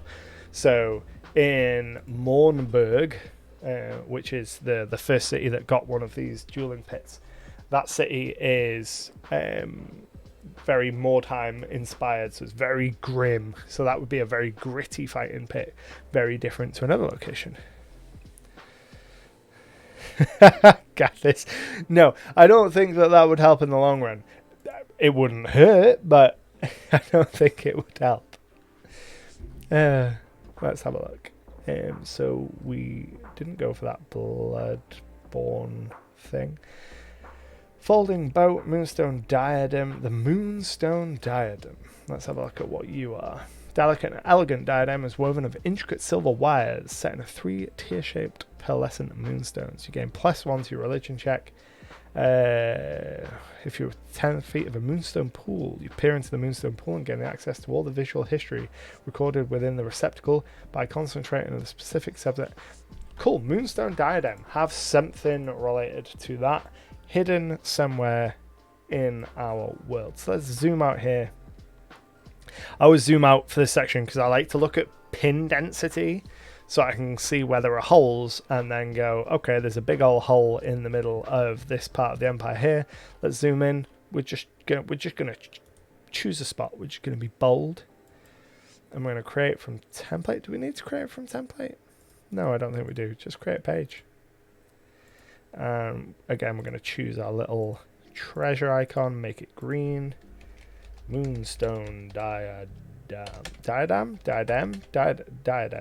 and that is a level 8 item, so we'll make a note of that so we've got an idea of how level appropriate the item is for our players, and then we hide that, and that is job done. That's another pin down. Our next option is murder site, so that's macabre. So some kind of murder random encounter. I'm not going to go too in depth on this because I don't want Twitch to be like, hey, you talking about murder. So we're just going to pick a spot and we're going to have some kind of murder site. So we're going to go this town right here. There's going to be some kind of murder site just outside. And then we'll move straight on. So that one. Could make it into a shrine to your literal devil. Seems fitting. Possibly. We do have kind of a murder ritualistic site on another part of the map. I'll fly over to that in a second.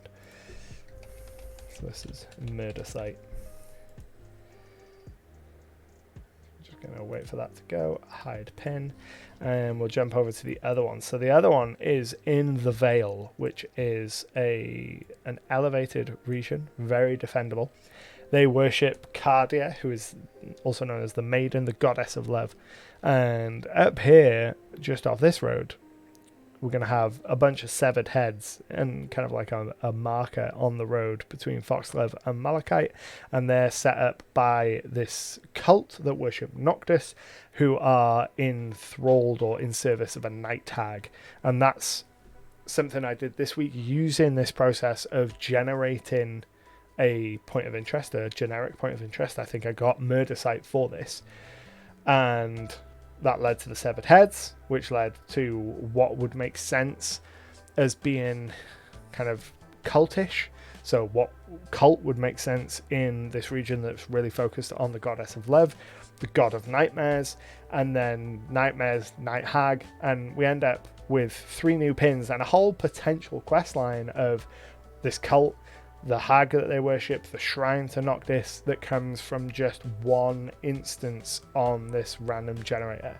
And that's one of the reasons I really like using these custom tailored random generators to make our random encounters, because they never feel as random as they otherwise would.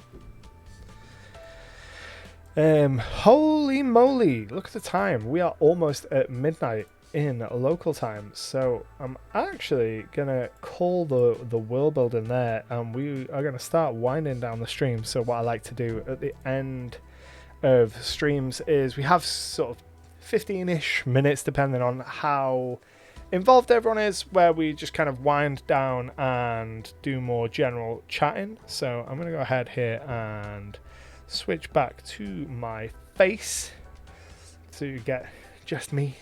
And we'll spend sort of 10-15 minutes depending on how many questions people have and stuff. So if you've got questions about the world, about general GM advice, anything that you would like my input or opinion on, throw them down in the comments and we'll kind of wind down.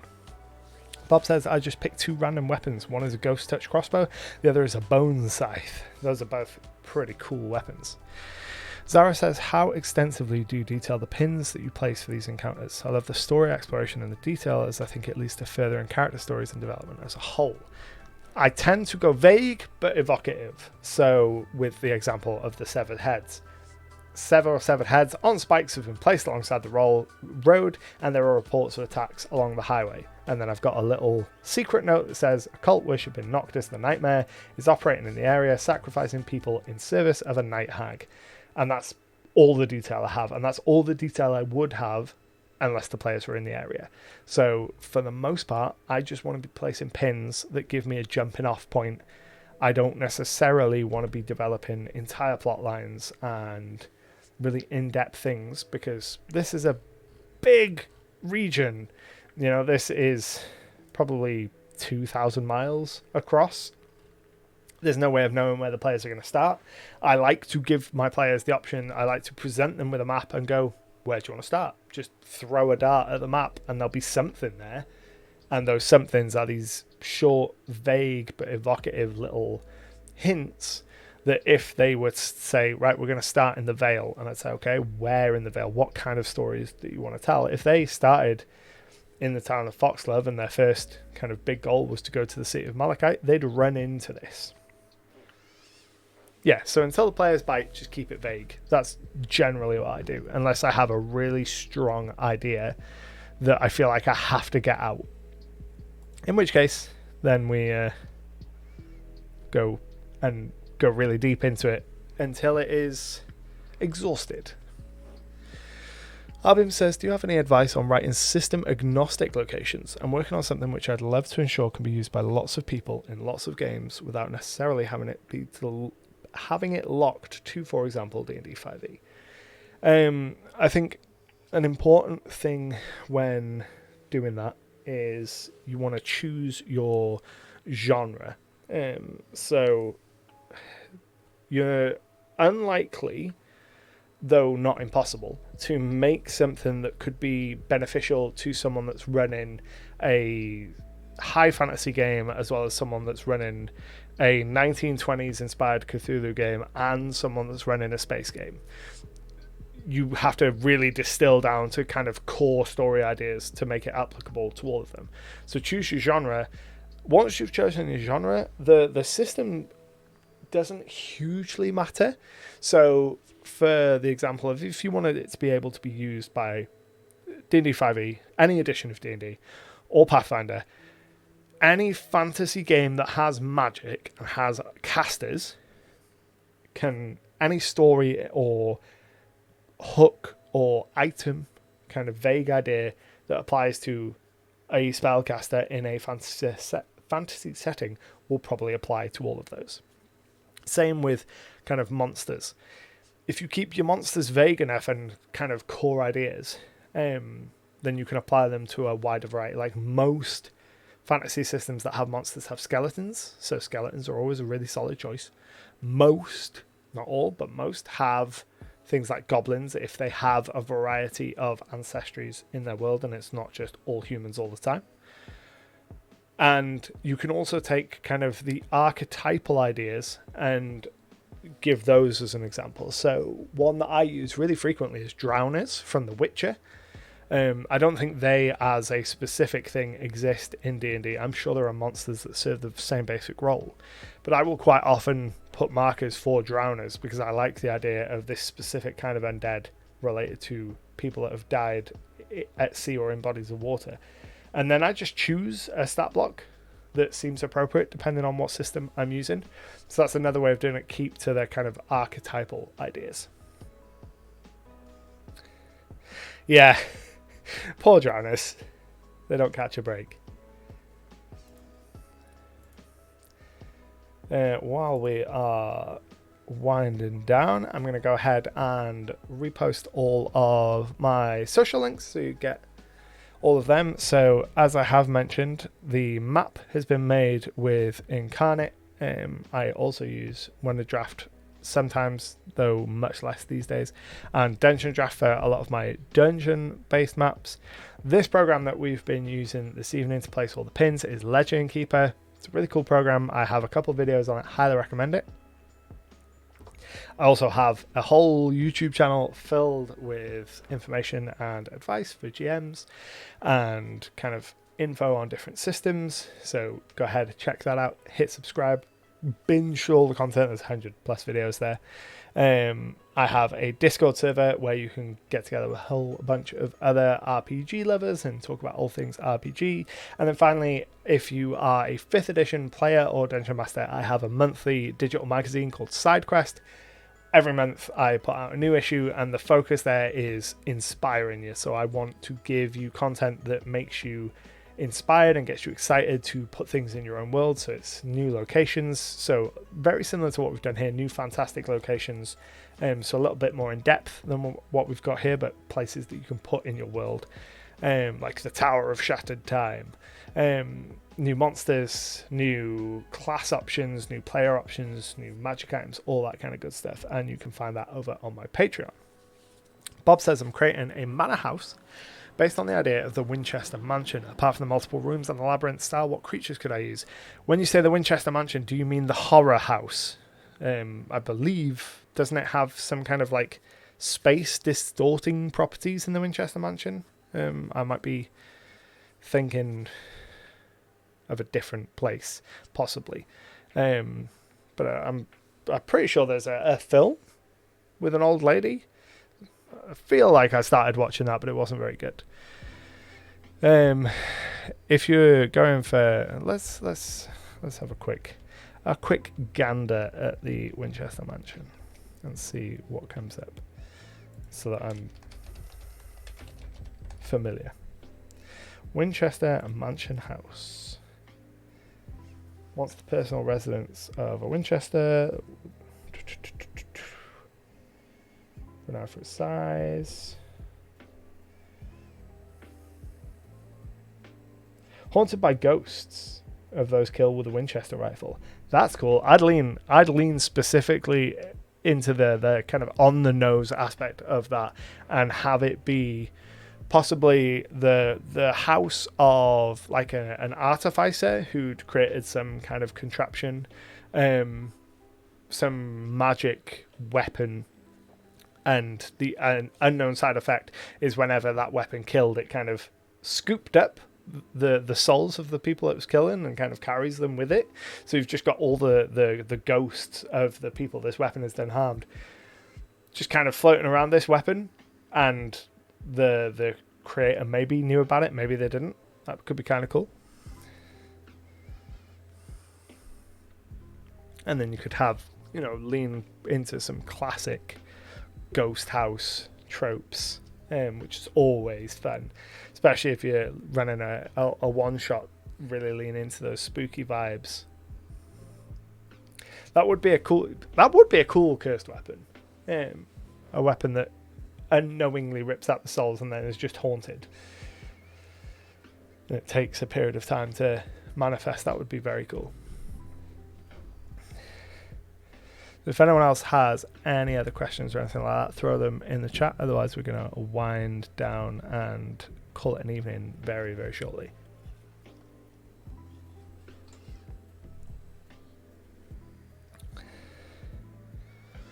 Definitely a dungeon delve. Yeah.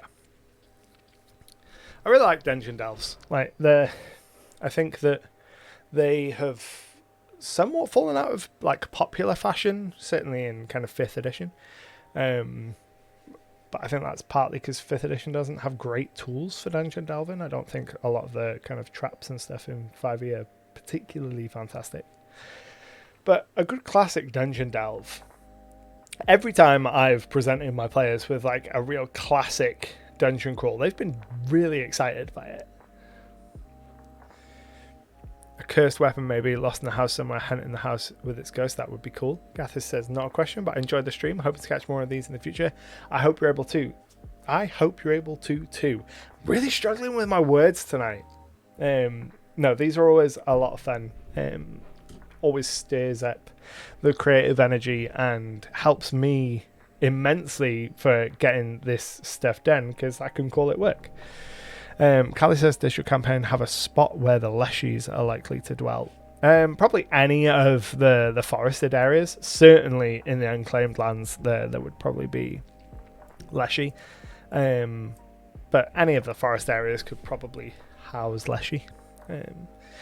Zara, I enjoyed the stream as well. Hope to drop in again. I hope to see you again. And Navatal says, last time I had an action dungeon delve was probably around 6 years ago. Yeah, I definitely feel like they've fallen out of favour. Certainly in 5th edition. Obviously, there's a big OSR crowd that still likes to run kind of classic dungeon vibes. And other systems, I think, do dungeon delves better than 5e because they have the tools for traps and kind of the exploration of dungeons and the kind of puzzle encounters. Reading Tomb of Annihilation and what's the other one? What's the other Acererak tomb? The one that's in Tomb of Horrors. Both of those, I really don't think they translate into 5th edition particularly well. Especially because they were both kind of early on in the life cycle of 5th edition, so a lot of the more recent tools that we've had to run dungeons and run puzzles and traps and things didn't necessarily exist, at least not in their fully fleshed out form. But I love a good dungeon delve. I think they're always pretty good fun, even if mechanically they're not super interesting. Just kicking doors and killing monsters is timeless classic. Hopefully the 2024 upgrades will help on that side. Hopefully.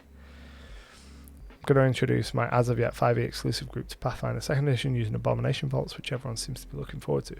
Yeah, I've heard some pretty cool things about Abomination Vaults. It's getting the big kind of full group together treatment, isn't it? Plumply, I'm going to England in September. What should I see? London area specifically. London has a bunch of tourist kind of spots. Buckingham Palace, all of the kind of classic places. The Natural History Museum in London is excellent. Buckingham Palace is Buckingham Palace. It's full of royal stuff. I'm trying to think of where I went last time I was in London. But I cannot for the life of me think of where it is. I know we went somewhere that wasn't Buckingham Palace, but I can't remember what it is. And I'm completely drawing a blank, unfortunately. September time. Plumply, where are you from? Because you may be shocked by the weather. September can kind of swing between being like super rainy or super hot. So just pack all weather clothing. Bob, starting a Pathfinder 2nd edition game this coming week where I've reused the name of Eric Denderblast in my character's backstory. Elric Denderblast. Such a good name. Right, we'll go for a couple more minutes. Any final questions and stuff, throw them in the chat. Otherwise, we're going to scoop on out. Arizona, where it never rains, is always hot. It's 110 degrees today. I don't know if you've visited the UK before, so some slightly unsolicited advice is people really underestimate the heat in the UK because they come from places like Arizona where it's like 43 degrees. Nothing here is built for the heat, so none of the buildings other than kind of commercial units like shops have air conditioning. All of our buildings are built to be incredibly insulated because they're made for winter, and a lot of people come here coming from hotter places, kind of temperature wise, but because we have no heat infrastructure really to speak of, it takes a lot of people by surprise. So just be wary, especially when you're in London and especially traveling on the tube, because the tube is just dead stale air and it's always hot even in the dead of winter. So just bear it in mind.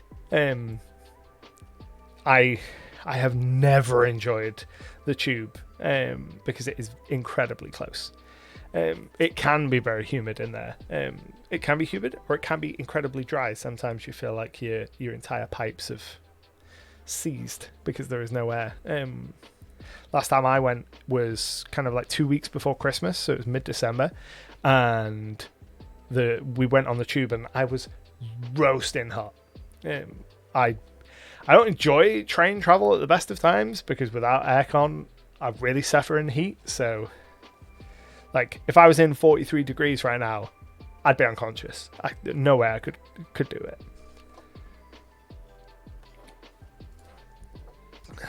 it. 43 this week with high humidity. Grotesque. Just no. Oh, right. I think that on that grotesque heat bombshell, we're going to call it there. Oh, look who it is coming in right at the end. Mr. Matthew Perkins. I enjoyed your video from yesterday, buddy. I was watching that just before stream. You've arrived right at the end. You've come just in time to see my beautiful face and then for me to say goodbye. But it's been a pleasure as always, everyone. I hope you enjoyed the stream. Check out all the links that have been posted. And if you aren't following, make sure to hit the follow button so we can hit that 200 before next week. But until next time, happy gaming.